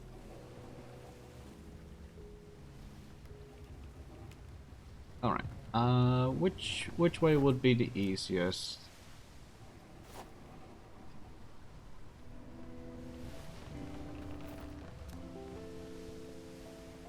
We got wind in our favor for, I hope, both of them? Okay, let's just first go to Budgie Smugglers and drop off the Gazette over there. Budgie Smugglers hasn't subscribed to the Gazette, but they are pretty well known with Cedric, so I say we can give it a pass there. You know, with the fact that they're not subscribed, so Cedric's basically giving them free gazettes, as it were.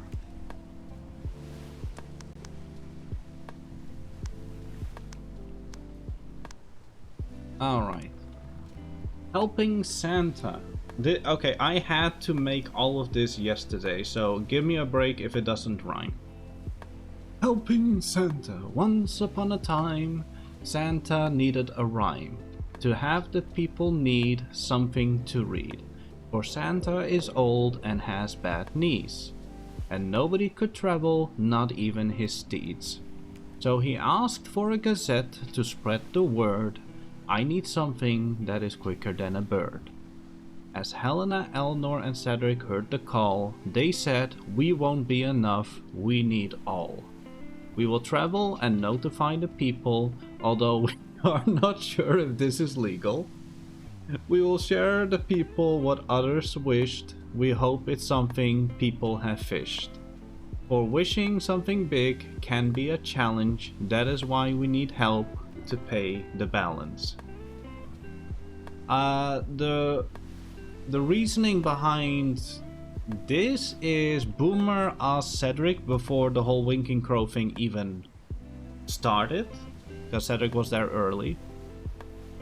Boomer asked Cedric if he could do a favor, that is, if people have written letters to Santa, and Santa or Boomer already knew that some of those things are going to be way beyond their capabilities, and to then basically have a few selected Santa letters to be published in the Gazette, which is also why there's like 25 pages this time. So here we go. Dear Santa, I would love a boatload of drugs to enjoy with my housemates this Christmas. Also, I want Papa Krusty to come back to the Navy soon. He went back to Italy to help deal with my late great Nona's estate. And he has so much paperwork that he cannot come back to Proudshire. Also, I want a white tiger with dark red stripes and red eyes named Obscura for Christmas. Thank you, Santa. I'll make sure to have a plate of laced cookies for you when you get here. Only laced with the finest and most fun substance. Love, your favorite witch doctor, Beatrice Pegarano, aka Stranga B. Can I have whoops and attentions? Sky. Oh, there you go. Dear Santa, I would like to shank Santa for Christmas in spring. Thanks, Cannonball. Dear Santa, I have been a very good boy this year. I was going to ask for a new schooner for the one I sung recently, but then I heard about the orphanage, so please take my presents and give them to the orphans. And although I have been a good boy, my fireplace is running low on coal. So if you have any leftover bad boy coal, that would be most welcome. Oh, and a card made by Bugatti. Thanks, Hazen. Gotta wait with the others, because we're already here. But I hope this guy loves the attention. There were a lot of other ones, but some of them were just indeed like, thank you Santa for the wonderful trade fair. So I was like, no, I'm only going to select those that kind of feel like they should actually belong in the Gazette. And I also did the one of Cannonball because it's short and hilarious. And I'm pretty sure Boomer will also love it. Ah, we have Ocellatus. Welcome to the stream. Ocellatus and Secretary Ferretson. Shanks, Imao, yeah. Yeah, that's gonna be fun for Boomer to read about what Cannonball wished.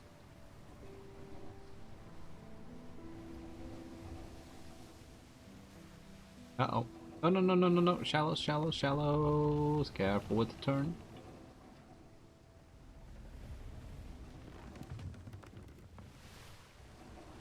That's nice turn. Welcome to the stream and thank you for the follow.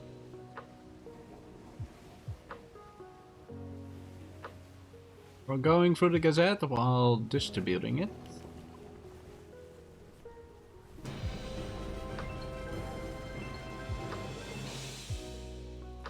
I hope you all are having a wonderful start of the day. It is currently, for most Eastern Standard people, 6 AM. For me it's already noon.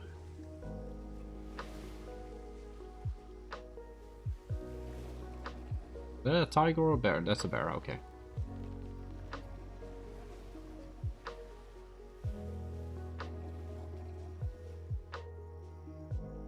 Okay, ladders down.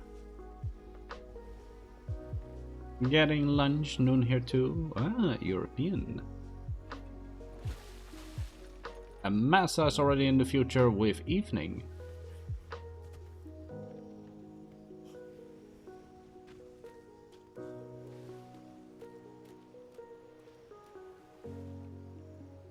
Come on.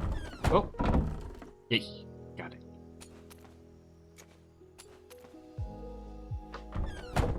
Oh.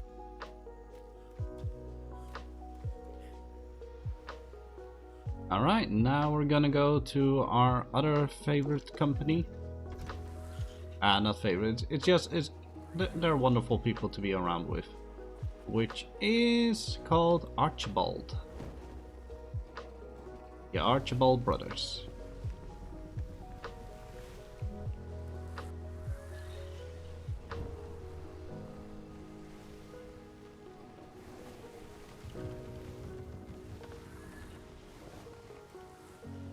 Oh, little X spike.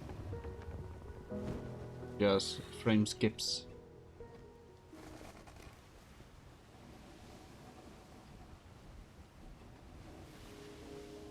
It's kind of weird. I could swear there was an HMS Whoopee right there. Very weird.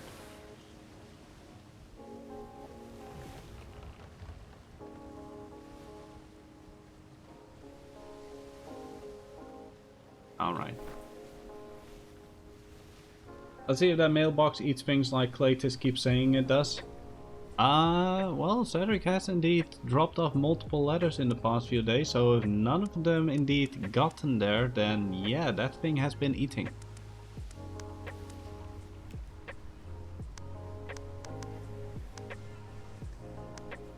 Alright. Dear Santa, I've been so good this year, I think the only thing I would want for Christmas is a busy trade port. A trade port where I can help all the small and large companies of the seas. I hope for people to thrive in their businesses, a meeting place where people can meet each other and have a place to have someone to talk to. This is my dream. Thank you so much, Santa. Love, Sage. It is now up to you readers. Help Santa spreading joy. For what are we if we cannot help our fellow neighbors during a time where we are all equal? Okay, advertisements. Next event is at Prosperborn, located. Okay, yeah. We have no other advertisements anymore, so kind of saves on the pages.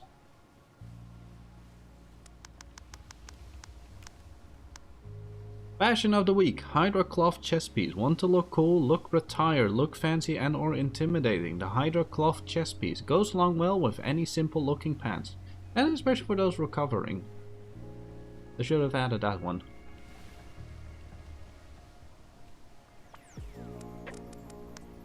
Yeah. Riddles! Oh god, riddles. But first we're gonna go to Archibald. We only got riddles, lost and found stories, and the cat message left.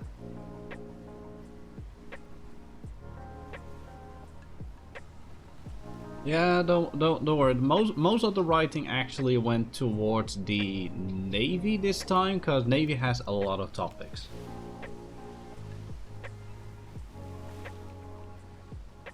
Was it you punching my tiger, or me with no shirt on that scared you off, lol? No, it was indeed just seeing the lovely lady on the tiger slowly approaching me. And yes, it was Cedric accidentally punching the tiger, which he was happy for, that the guy was sitting, that Mick was sitting on the tiger, or I'm pretty sure Cedric would have been cat kibbles by now.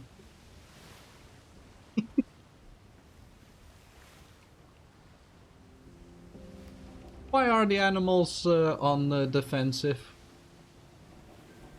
Why? Why couldn't they be on passive?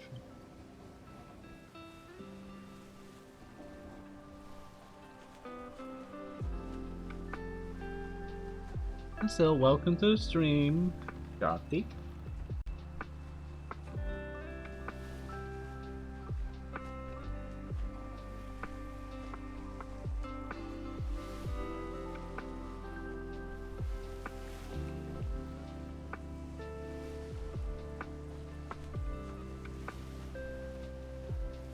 we just got pardoned, we are fixing it. Oh, because Cedric was indeed already questioning where all the black-sailed vessels went.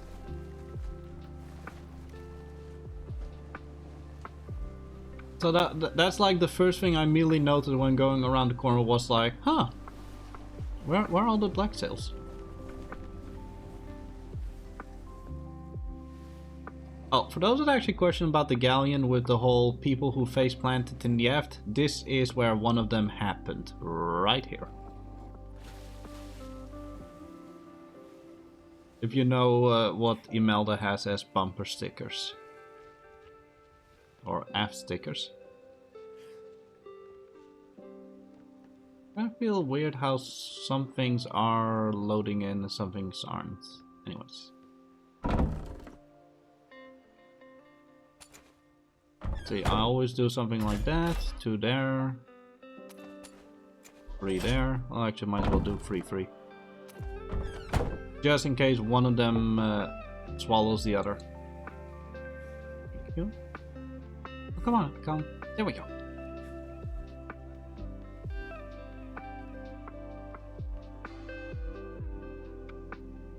We have a sign for reason for that.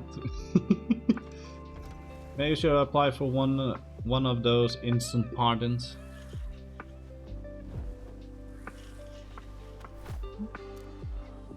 Okay, we need to go to Goldshore. I wanted to go home, but we actually need to go to Goldshore, Lutari. Oh, and we actually also need to go to Valdemar for the shop.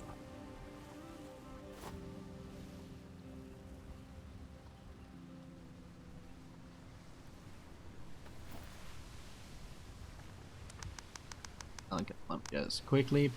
Riddles! If you don't like riddles, then... Well, here's already the answer. The riddles is just answers from last week's and new riddles. What is full of holes but still holds water? What is full of holes but still holds water? Ooh. What do you call a bear with no teeth? Who has married many women but has never married? What has 4 fingers and a thumb but is not living? What is at the end of a rainbow? Intermediate. What can you break without touching it? 7. I sometimes run but I cannot walk. What am I? What is always in front of you but cannot be seen? What is the longest word in the dictionary? And I can be cracked, made, told and played. What am I? Ooh. Some of them I do immediately know, cause yeah, easy is actually easy. Although some of them?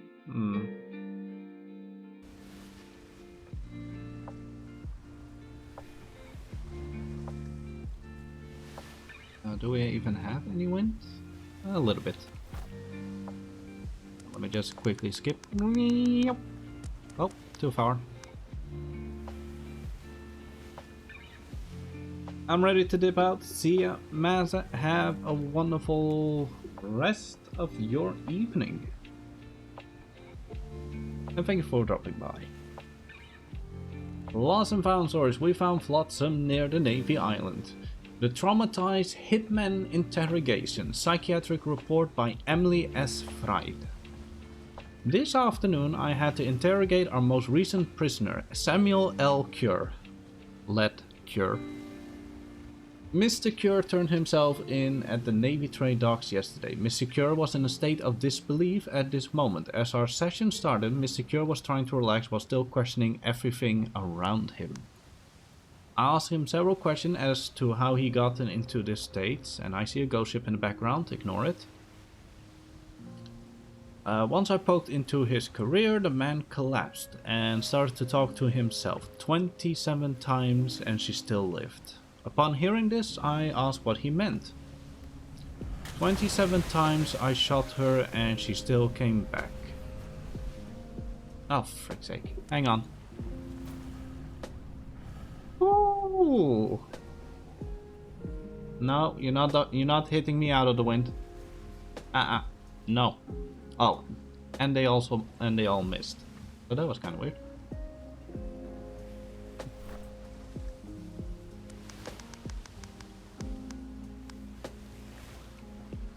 27 times I shot her and she still came back. Mr. Cure was released from his state of shock as he talked about how that day went. It was supposed to be a simple job, hired by this company to shoot one of their own.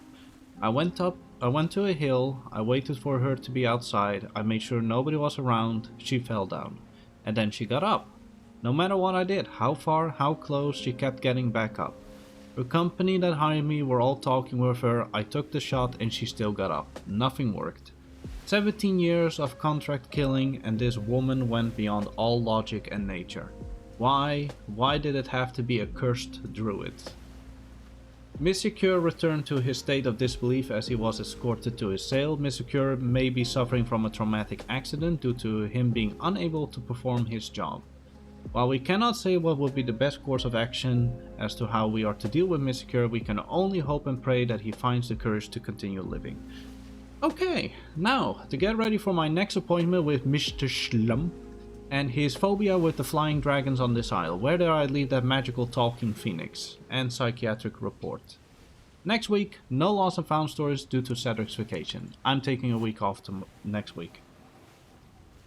So the thing about that story is it's an actual story that happened in, I believe it was season 2?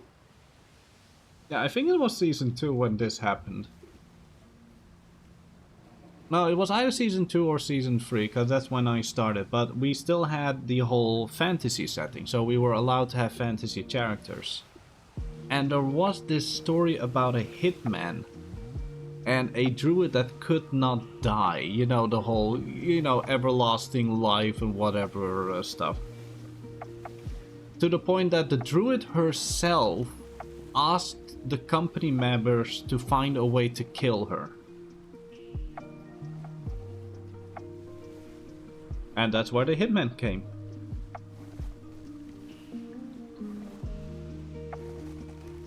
It was a ridiculous thing, but I was like, you know what? I have done a few lost and found stories, basically retelling certain stories that happened many deployments ago, many seasons. And I thought I had not addressed any single one of them that actually had the whole, you know, fantasy setting at the time. So, yeah. This one is basically an honor to when we actually had fantasy being a thing.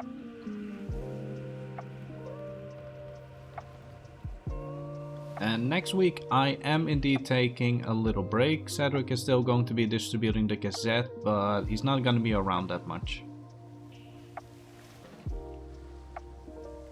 Because I also kind of want to play Doom the Dark Ages, which is coming out today, later on Steam. And I also want to still play Obscura Expedition 33, and I also want to play Helldivers 2. And so, yeah, I'm taking a little break from Atlas for those. Oh, what's this? Totally legitimate trade co. Hello, check the boss box. Okay. Bless me. Sorry if you heard the head chew. Green home, yellow away. You still is my old friend. Here, I'll give you each 3. Because one is legitimate trade and the other one is indeed... or I think one was... Wait, what?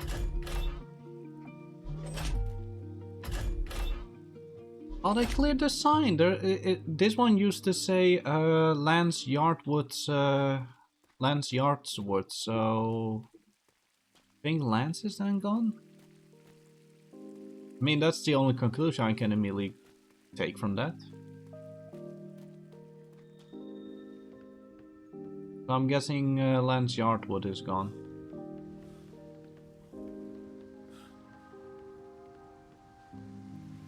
Why did I park right next to a pallet? Eek.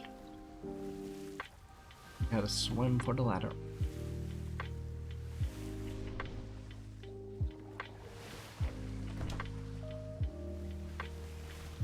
Okay, now we need to go to the Freeport and Lutari. Those are our last stops for today. So Valdemar and Lutari.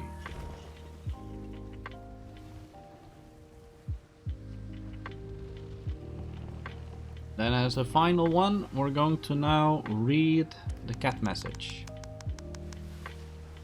This week's cat message is sponsored by "An apple a day keeps the frost away."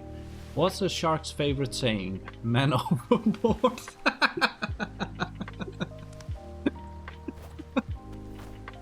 Okay, that's a good one. That's a good one.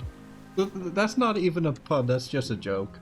Okay, that's a good one. Okay, I love that one. I love that one. The ladies do the cat messages. Like Cedric has nothing to do with that one. Neither do I. So that one's also always a surprise for me because I really like those. Also, I like their pun being, well, at least their first line being "an apple away keeps the frost away," because the next trade fair is Frostborn, so I get that very quickly. But a shark's favorite saying, oh my god, it's hilarious because it's also true. Because any time when a Navy member or somebody were to fall off a ship and they shout "overboard, overboard, overboard," who is the first person to actually arrive at the scene? Is that number one, the company members involved in order to help him pick up, or number two, the sharks? I love that. I love that. I really love that. Okay, we're done with the Gazette. The biggest Gazette so far this deployment, and I think it's probably going to be the biggest Gazette because personally, I think that the season might last at most, say, 4 more weeks, at most.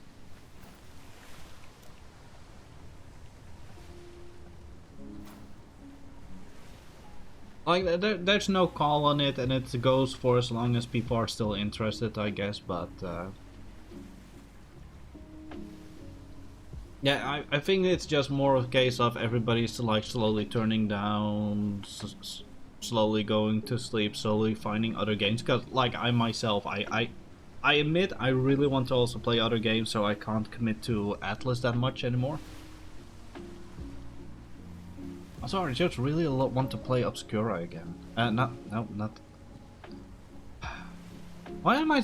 Now I'm saying Obscura because of that one Santa message. No, I'm talking about... Expedition 33. I'm just gonna call it Expedition 33.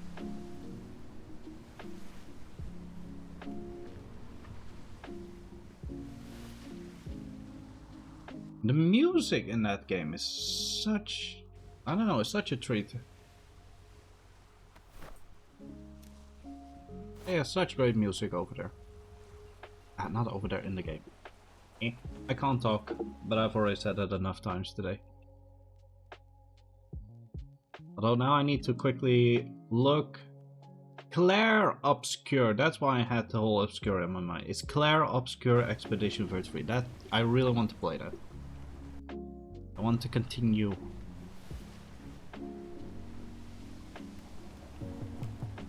Okay. Report.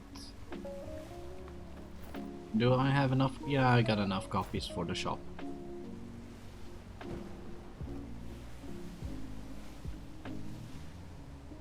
Although, I still need to make a few copies then for Lutari.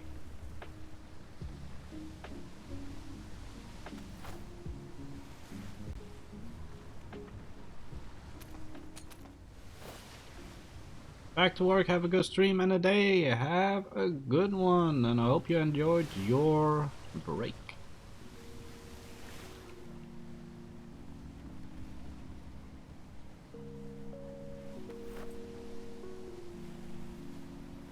Oh yeah, I'm clinging onto these blueprints for possibly budgie smugglers.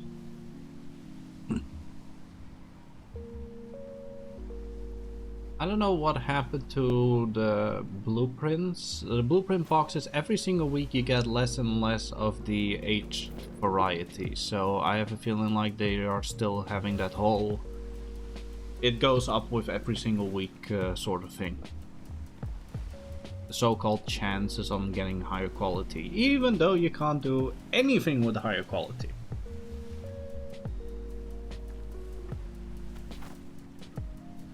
And I kind of hope it stays that way. Like, I can understand them wanting it to be in the season just to see how it would work out for like maybe a possible next season. But it's kind of ridiculous, the blueprints. Since the first moment they reached the waters, seeing a blueprint go by with like 126 or 129 even, that's just kind of ridiculous.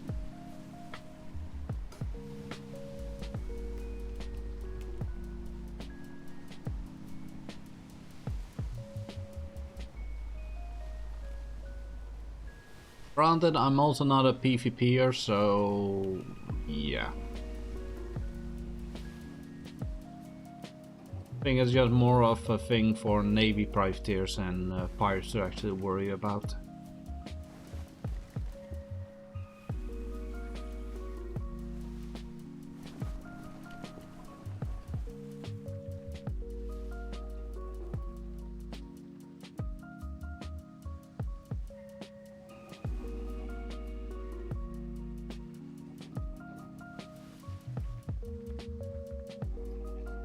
So that person went nose in.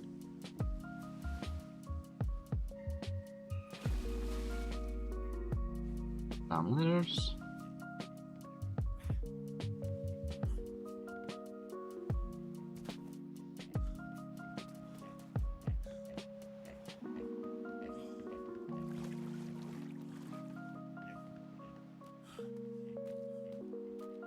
Any new wall notice here?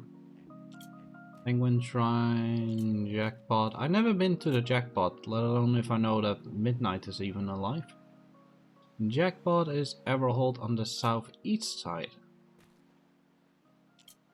So the coin flip, Dale's Cliffside Tiki Bar, I did see that one. Scamper Bay wants you. Scamper Bay? Southern side of Farsia and D3. Please look out Commander Aaron. Storms End, B1. Okay, let's see. Did the shop close itself again? No, it didn't. Good.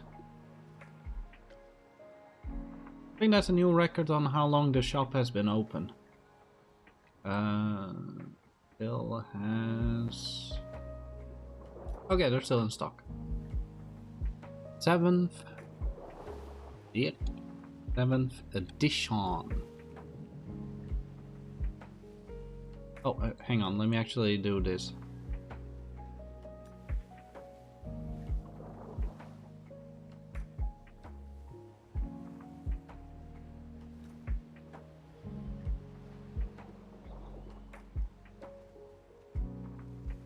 Seventh edition, 15th May.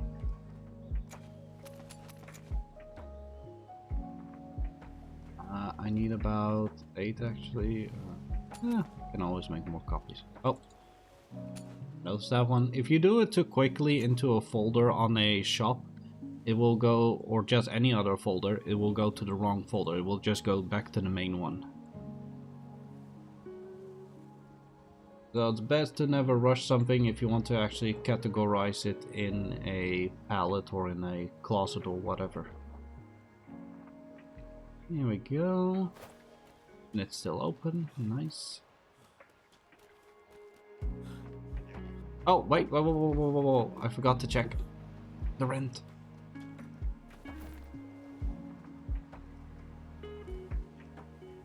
No, rent is also still good.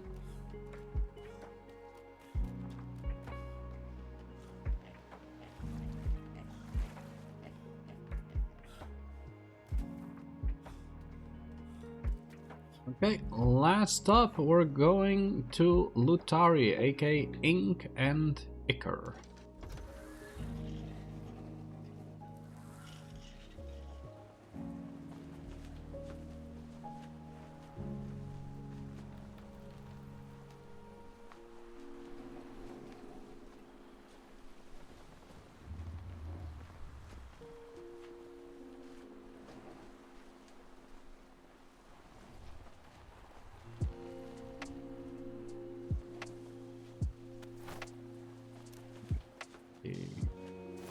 We'll grab the trade winds to go there.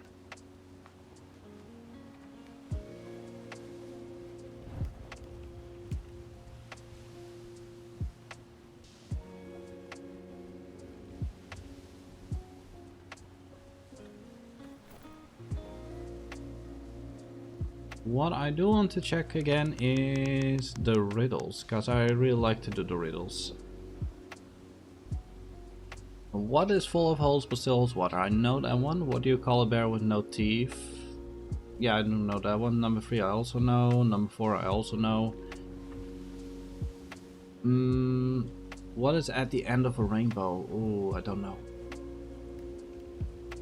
I don't think the answer is a pot of gold. 6. What can you break without touching it? I know that one. 7. I sometimes run but I cannot walk. What am I? Don't know that one. Okay, so I do not know number 5. 7. Water's always in front of you but cannot be eaten. Okay, I know that one. 9. What is the longest word in the dictionary?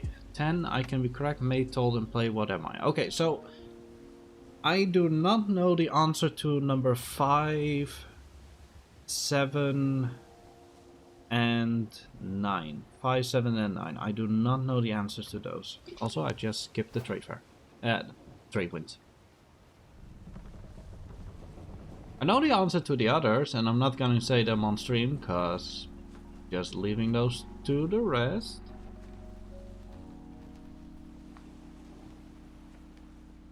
Alright, turn and enjoy the trade wind.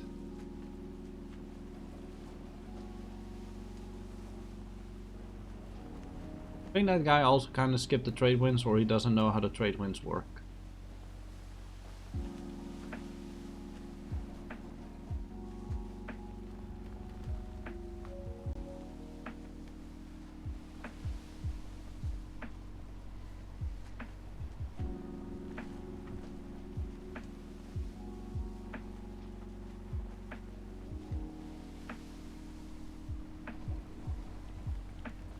Oh wait, is that even the same ship, or is that somebody else actually?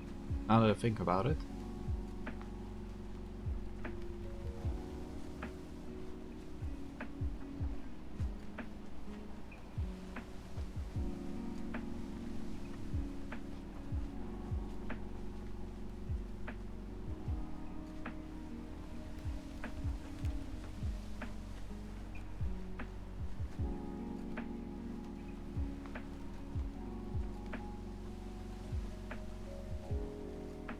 Yeah, he's trying to zigzag himself. Yeah, he's clearly trying to zigzag himself, even though I'm like, just follow the trade winds. You could turn at a later point.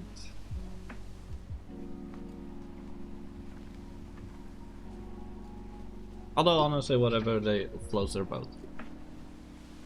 Literally.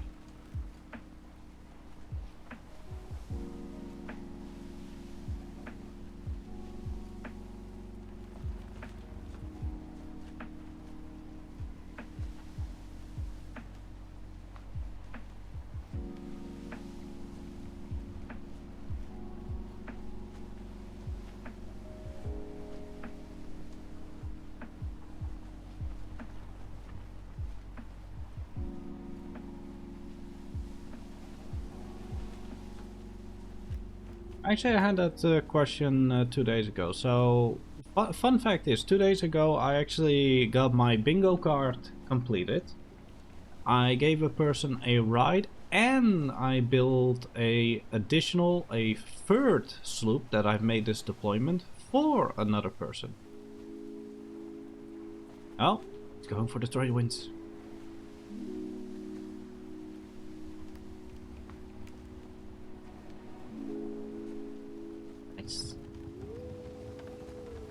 Yeah, I actually also had to explain it to that person who has been away, to quote unquote, away from the seas for a bit. And I had to explain what the blue water actually does.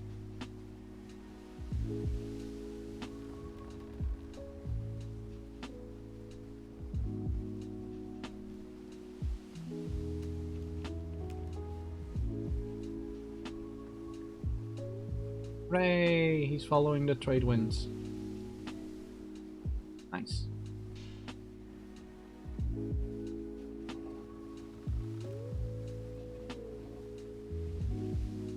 Alright, our final stop. Welcome to Ink and Icar.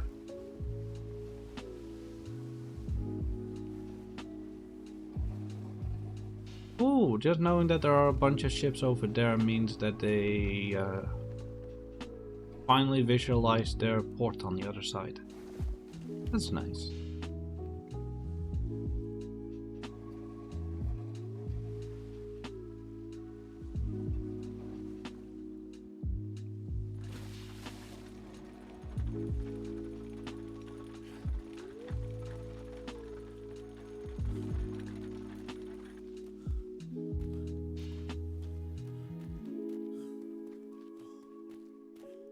This house is still empty.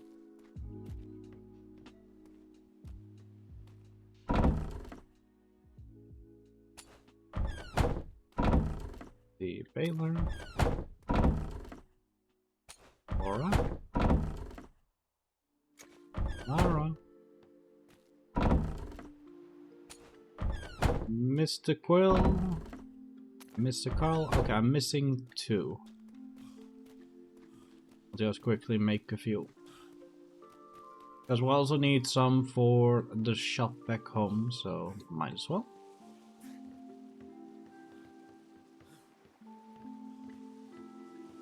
Keep forgetting where they placed the printing press.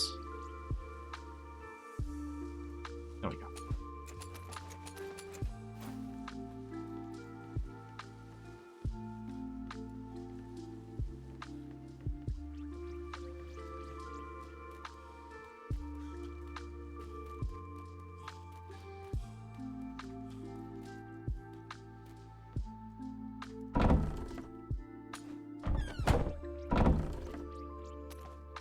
There we go. As always promised, and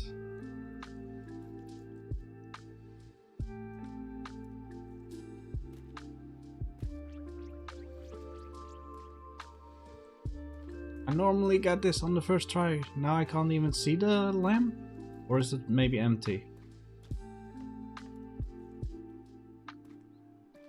I think it's out of oil. That's why I can't... Oh wait. No, that's... Okay, I think it's out of oil. Normally it would at least like highlight it and say turn on or off, but I'm not seeing anything, so I think it's just out of oil.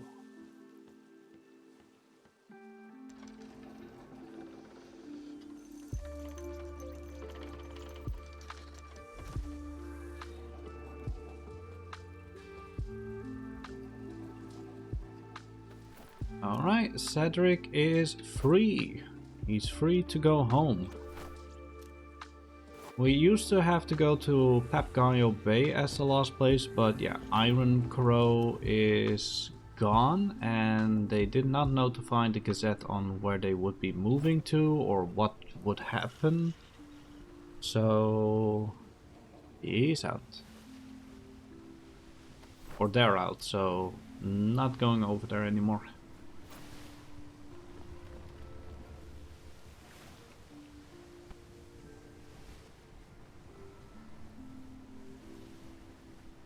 Okay, and because we're on our way back, I'm gonna change the playlist. The Atlas songs.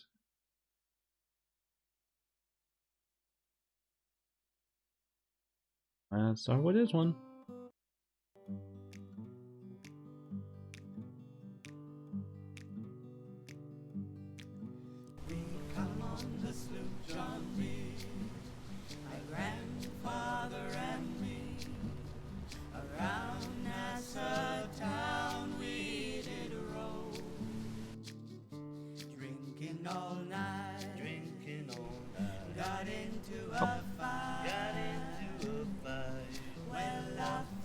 Why is he still trying to zigzag? I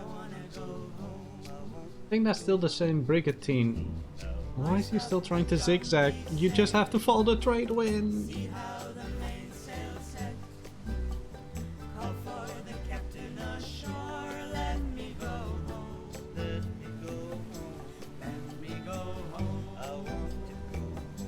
Oh well.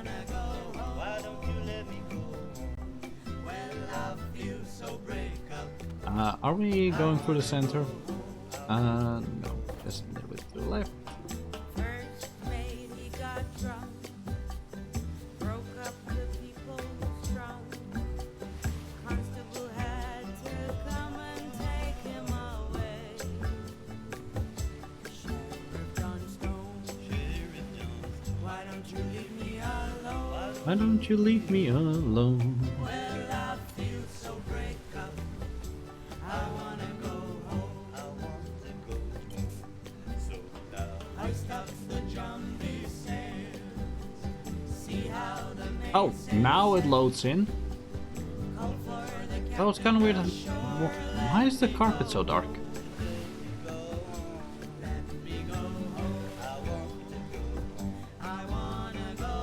Well, storm coming.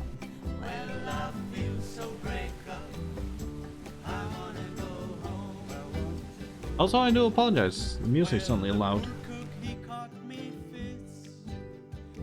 There we go, reduce it a bit.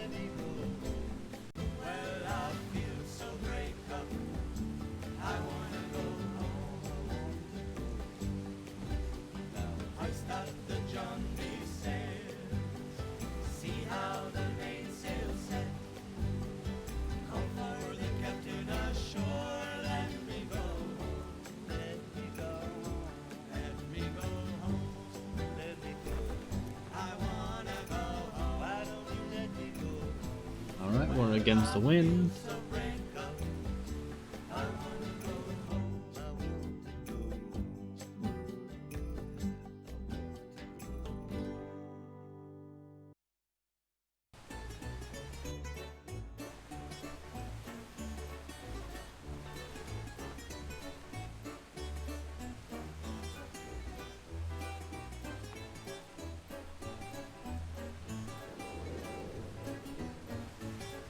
Sometimes I look at this ship and I feel like it goes through a wave and it's floating at the same time. Could be wrong.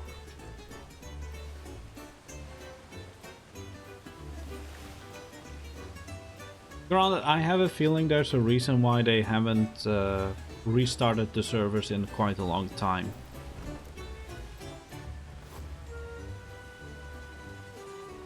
I'm pretty sure there's a reason for that. I think the only servers that are actually being restarted are those that actually, you know, go down.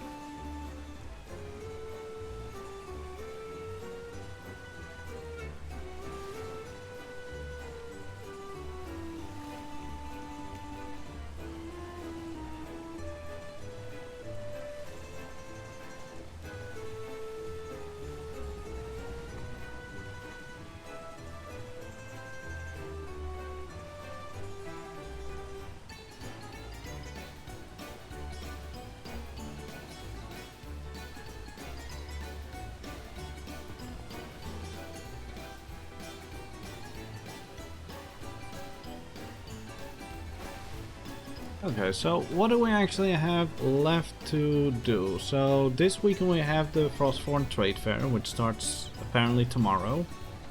So that's one thing. Besides that, Cedric only has, I believe, 2 more graves to make for the graveyard.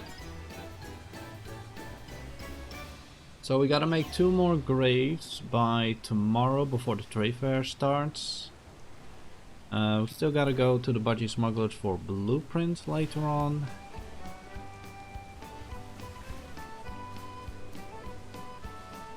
And of course we're gonna have to fill the shop with the latest Gazette.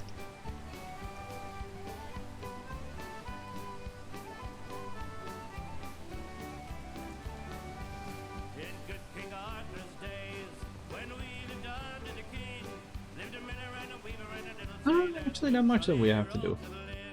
great jolly rogues of the lid. And honestly, with that, we are basically done. So I'm going to look at who we can raid, because all I'm going to be doing now is sail back home, put the other gazettes in the thing, and then call it a day. Unless anybody wants to stick around to see the graveyard, what it is right now. But just up front, I'll be opening Twitch to see who else is streaming right now. And we have a DM Walking, aka Smexitary Martin Vega. Debatable.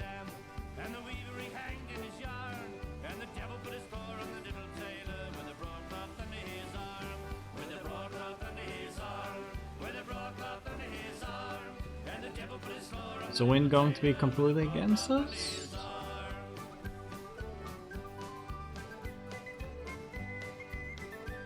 How long has Walking been streaming? That's where he was on last night. Oh, he's only been busy for an hour. Oh, okay.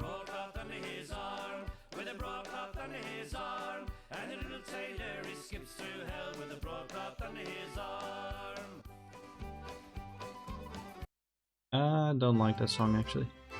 Let's just skip.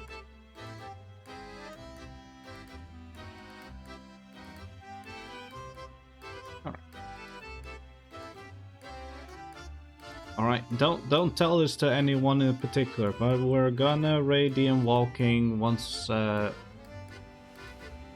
home, which is right over there at the most right side of the island where the little tower is. Once we're home, we drop off the Gazette, we take a look at the graveyard, what it is right now, and pick out a spot for Boomer, and then we'll go over and raid Walking, who has, yeah, been streaming for an hour.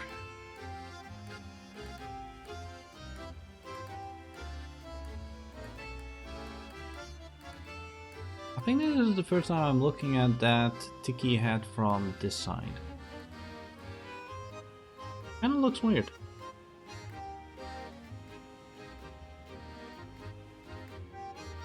Although I do see a shipwreck and I'm seeing a wharf. That's a little bit concerning.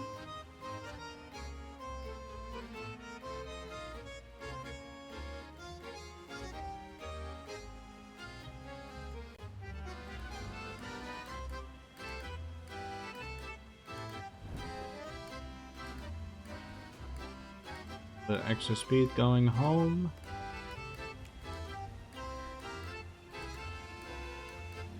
A bit more to the left.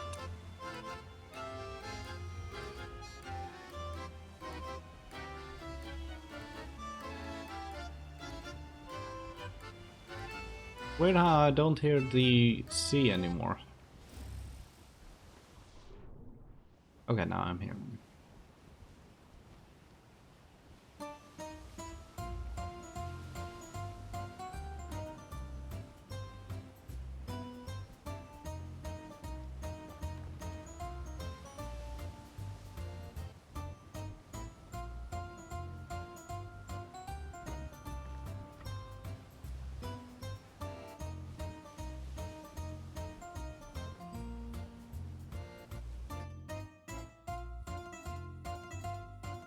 Okay, got that one saved. Oh, suddenly alt tabbed. Alright, where's my beloved little home? And where's my galleon?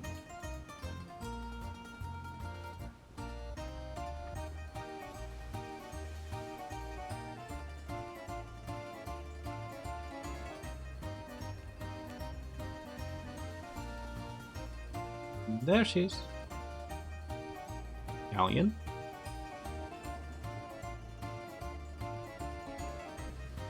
Yeah, Imelda is a little bit heavy right now. Cedric is doing a few final trade deals for, well, just one final trade deal before it's basically his vacation and coincidentally also like going towards retirement. So yeah, that's why we also have the schooner to begin with.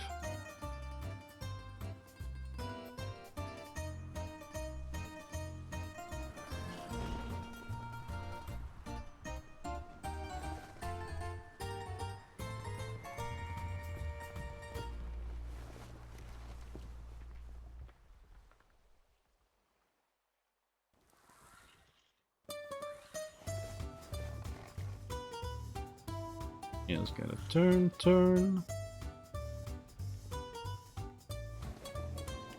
And back it up.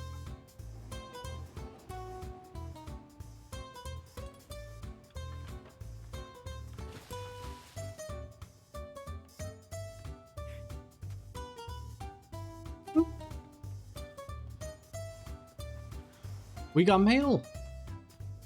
Ooh, hang on. First gonna take a look at this.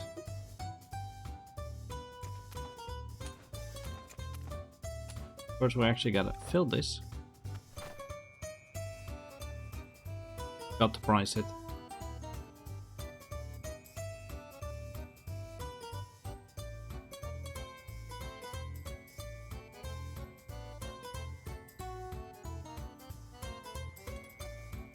Alright, what is our mail?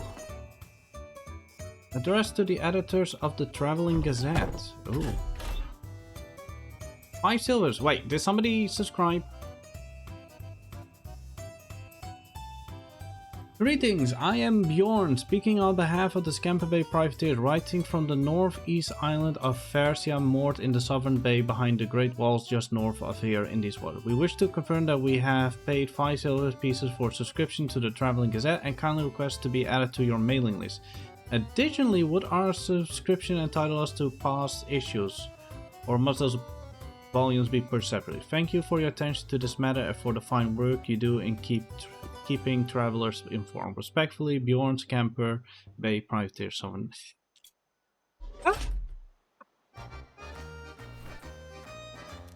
We still gotta go north. It's around the corner, quite literally. They're literally the center big bay. Okay. Alright. It is the Gazette stream, so I'm gonna stream for a little bit longer, but first I want to show you guys here the lovely graveyard that people have been honestly kind enough to actually like ask if they can have their gravestones here and such. We have Angus Stonehewer, Jim, James Augustus, William, who quite literally said he just wanted to sleep,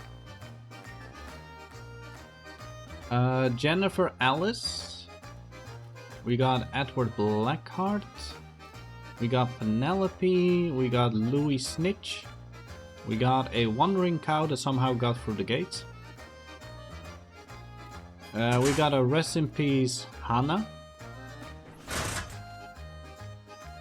we got a James, we have a Mr. Henry,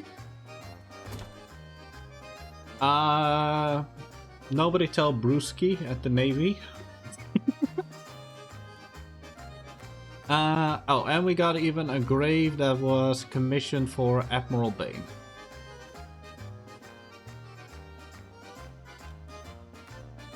And somebody wanted the goat to be here, so I thought like, okay. And we actually got this goat from the Snooze You Lose people.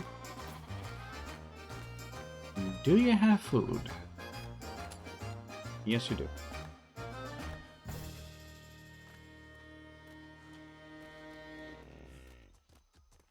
And then over here, commissioned by a few people. I believe it was Uwu that somebody from Uwu commissioned this one, and that is Pirate King Theo von Arlington.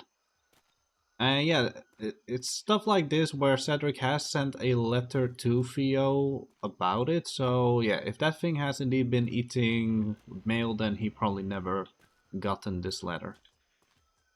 But yeah, Pirate King Theo von Arlington. You little shit. Why are there now suddenly 2 cows here? Do these palisades do anything? I know you can't grapple them, that's at least nice. Anyways, we have to go out again because we have to go to our lovely new subscription people to the north. So hang on, I'm actually going to grab out this store. 1, 2, 1, 2, 2. Oh wait, I don't have any freeze anymore in there? Good lord. Hang on.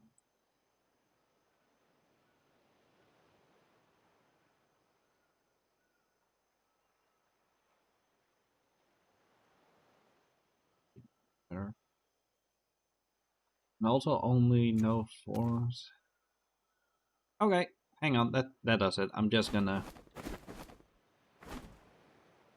We're going to... For fuck's sake, why did I do that?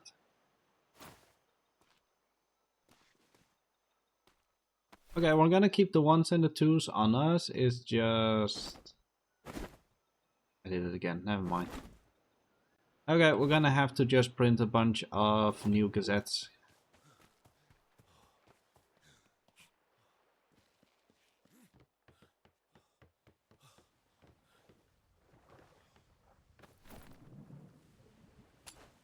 This is an old 7. So we got number 1. Go. Number 2. We go back here. Now we need number 3.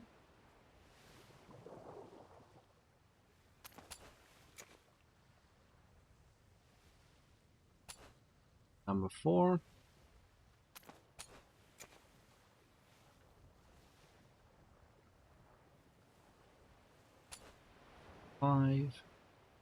I'm just doing 2 of each. I'm pretty sure they have a printing press, so that should work for them. 6.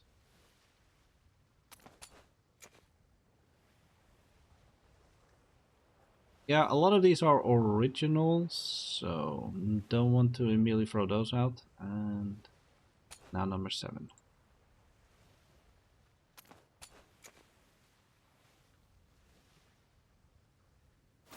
Okay, there we go. Oh, and now we also need to we need a letter. We need a letter. I do not have a blank letter on me. So what the subscription system indeed works that if you pay 5 silvers and you leave indeed information about your whereabouts, you also get a proof of subscription back, which I now need to also make, so you actually see how this also goes. Need a blank letter. And now I need the letter. I grab a piece of paper, which I believe is acknowledgements. It's a text document that we have.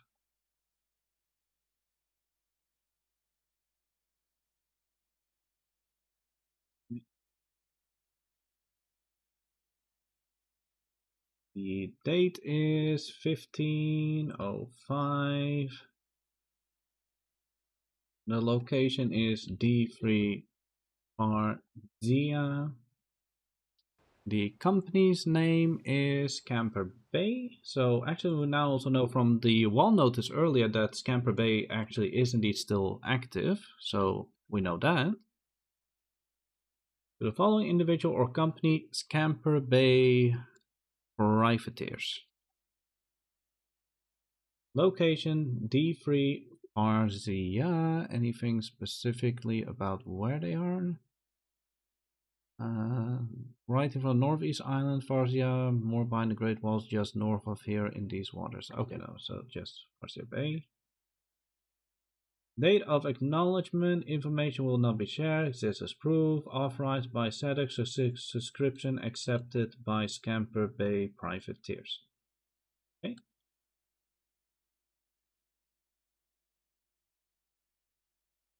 We save that.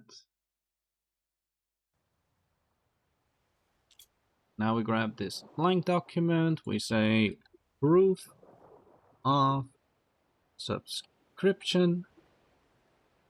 Hereby, Traveling Gazette or distributor of the Gazette accepts the future deliveries of the Gazette to the following individual. Scamper Bay privateers, location D3, Farzia, 15-5, 17-25, not be shared. Cedric, see an enemy. Okay, there we go. Now we have this. Now we have to go back to the schooner anyway, because we're gonna have to make one more trip.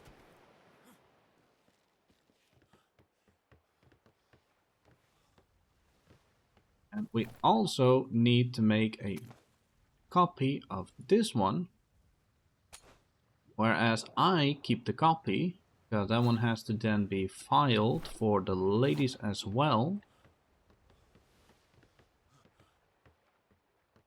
And we are off to drop off, yeah, this Gazette. Or at least all of these. Here we go. Let me just replay. By a captain that guides. They be deep, they be shallow, they be low and high tides. There are stories to be told and lands away claim. There be memories to make, may they remember your name. Aye, the seas as they shudder, they move us along. Aye, the trees are great lumber. It's gonna storm again. Aye, the ship she lay host to the stories of most. Aye, she takes us where she takes us. Aye, we go coast to coast. From the cook there in the kitchen to the cleaners with the rags. From the first mate to the captain and the prisoner who's gagged. We'll serve under she. Aye, the stallion of the sea. Aye, we sail with it risen. Aye, the great dark side flag. Aye, we sail with it risen. Aye, the great dark side flag. Anytime when I see the shanty of the dark side, the only thing I actually miss whenever it's storming in the game, I miss lightning. Please let there be lightning. You know, just seeing lightning striking the ocean. I would really love to see that.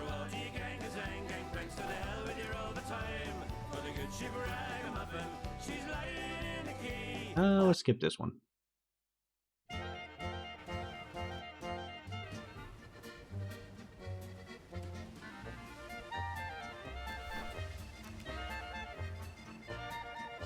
Camper Bay, behind the Great Wall, so I'm having a feeling that's indeed then through the big wall in the middle of the big bay, right in front of us.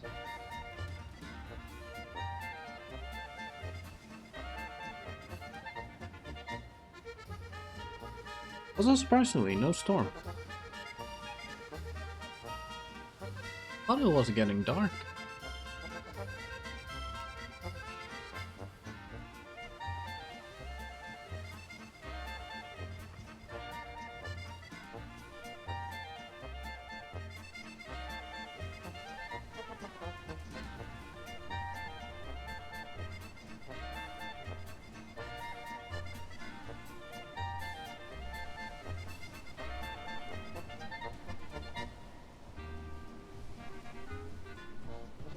Although, hang on, I need to now count.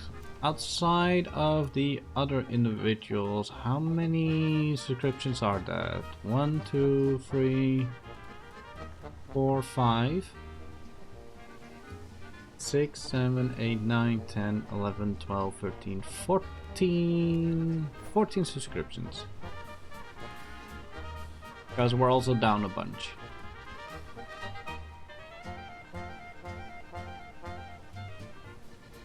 And we have 3 shops. With, I believe, the most successful one honestly being the one at Dapper's. Even though we only gotten that one since the trade fair in like week 5 or 6.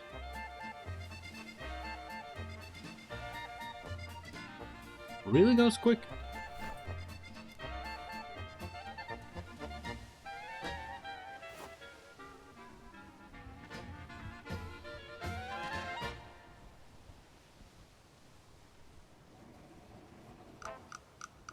Well, I see the flag from here, so it's indeed behind this wall.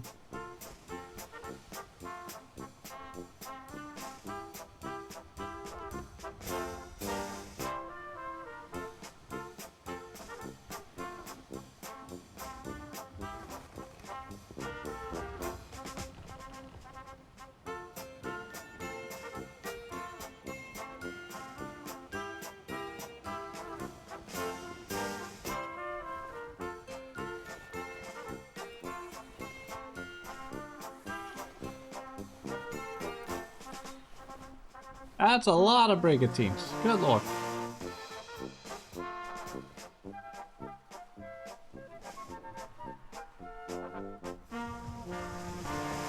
And a bunch of mannequins dressed as people on the walls. Okay, I give credits to that. Look intimidating.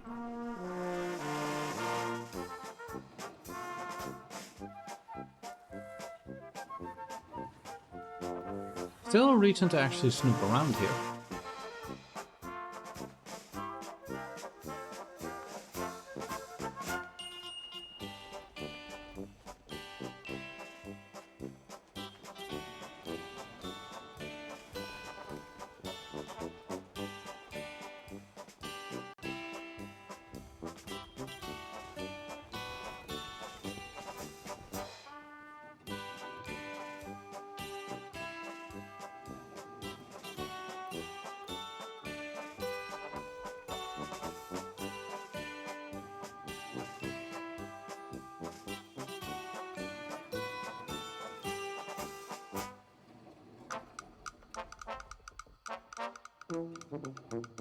Say go to the right.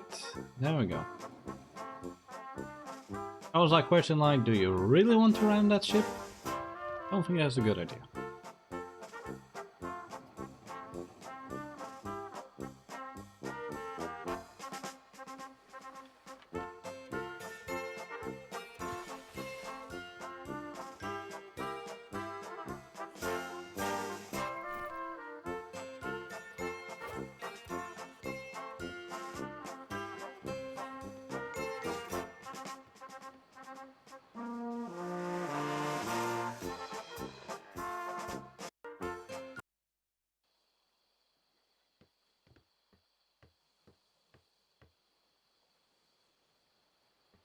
I swear I heard something. Hello? Anyone home?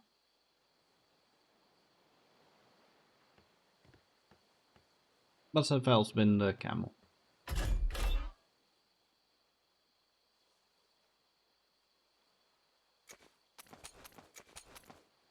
No, don't give me my, don't give them my glider. I had a glider for free.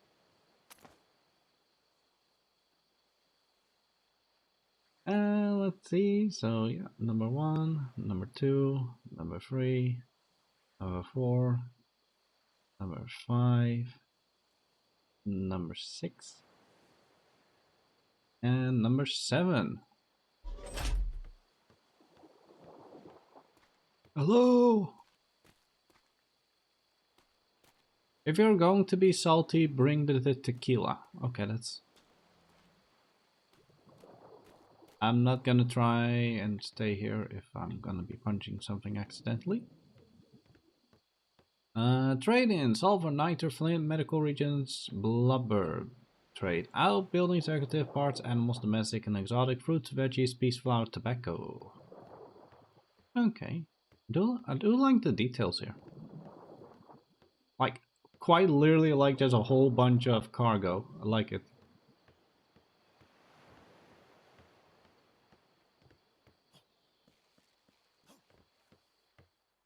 We have now also done that, so we are officially done with the Gazette.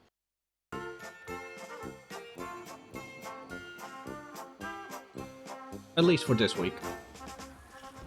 Next week I only have to deliver the Gazette, so I don't think there's going to be much of me or Cedric writing in it.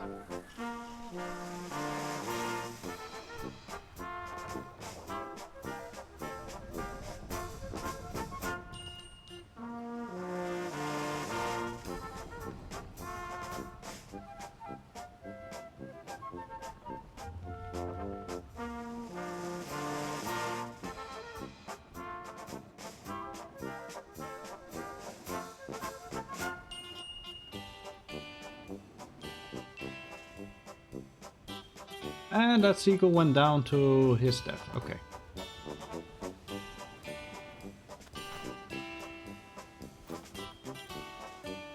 Okay, while we're on our way home, I think it's time then for me to say you all have a wonderful rest. Oh, frick's sake, I didn't even copy the name. No! Okay, hang on, let me grab walking again.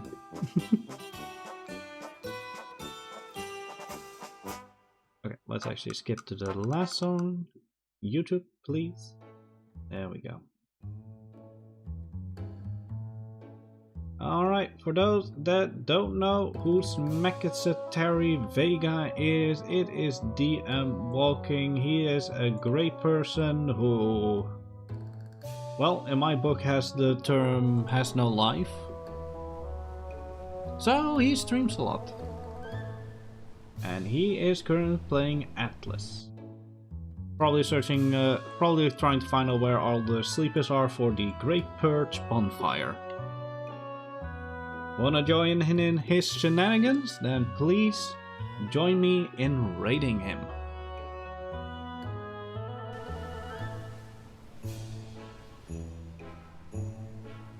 I wish to thank you all so much for being here. I hope you had a wonderful morning, afternoon, evening, wherever it is you are. And also another shout out again, once again, to Green Lollipop, if you're still here from her raid. Have a good one.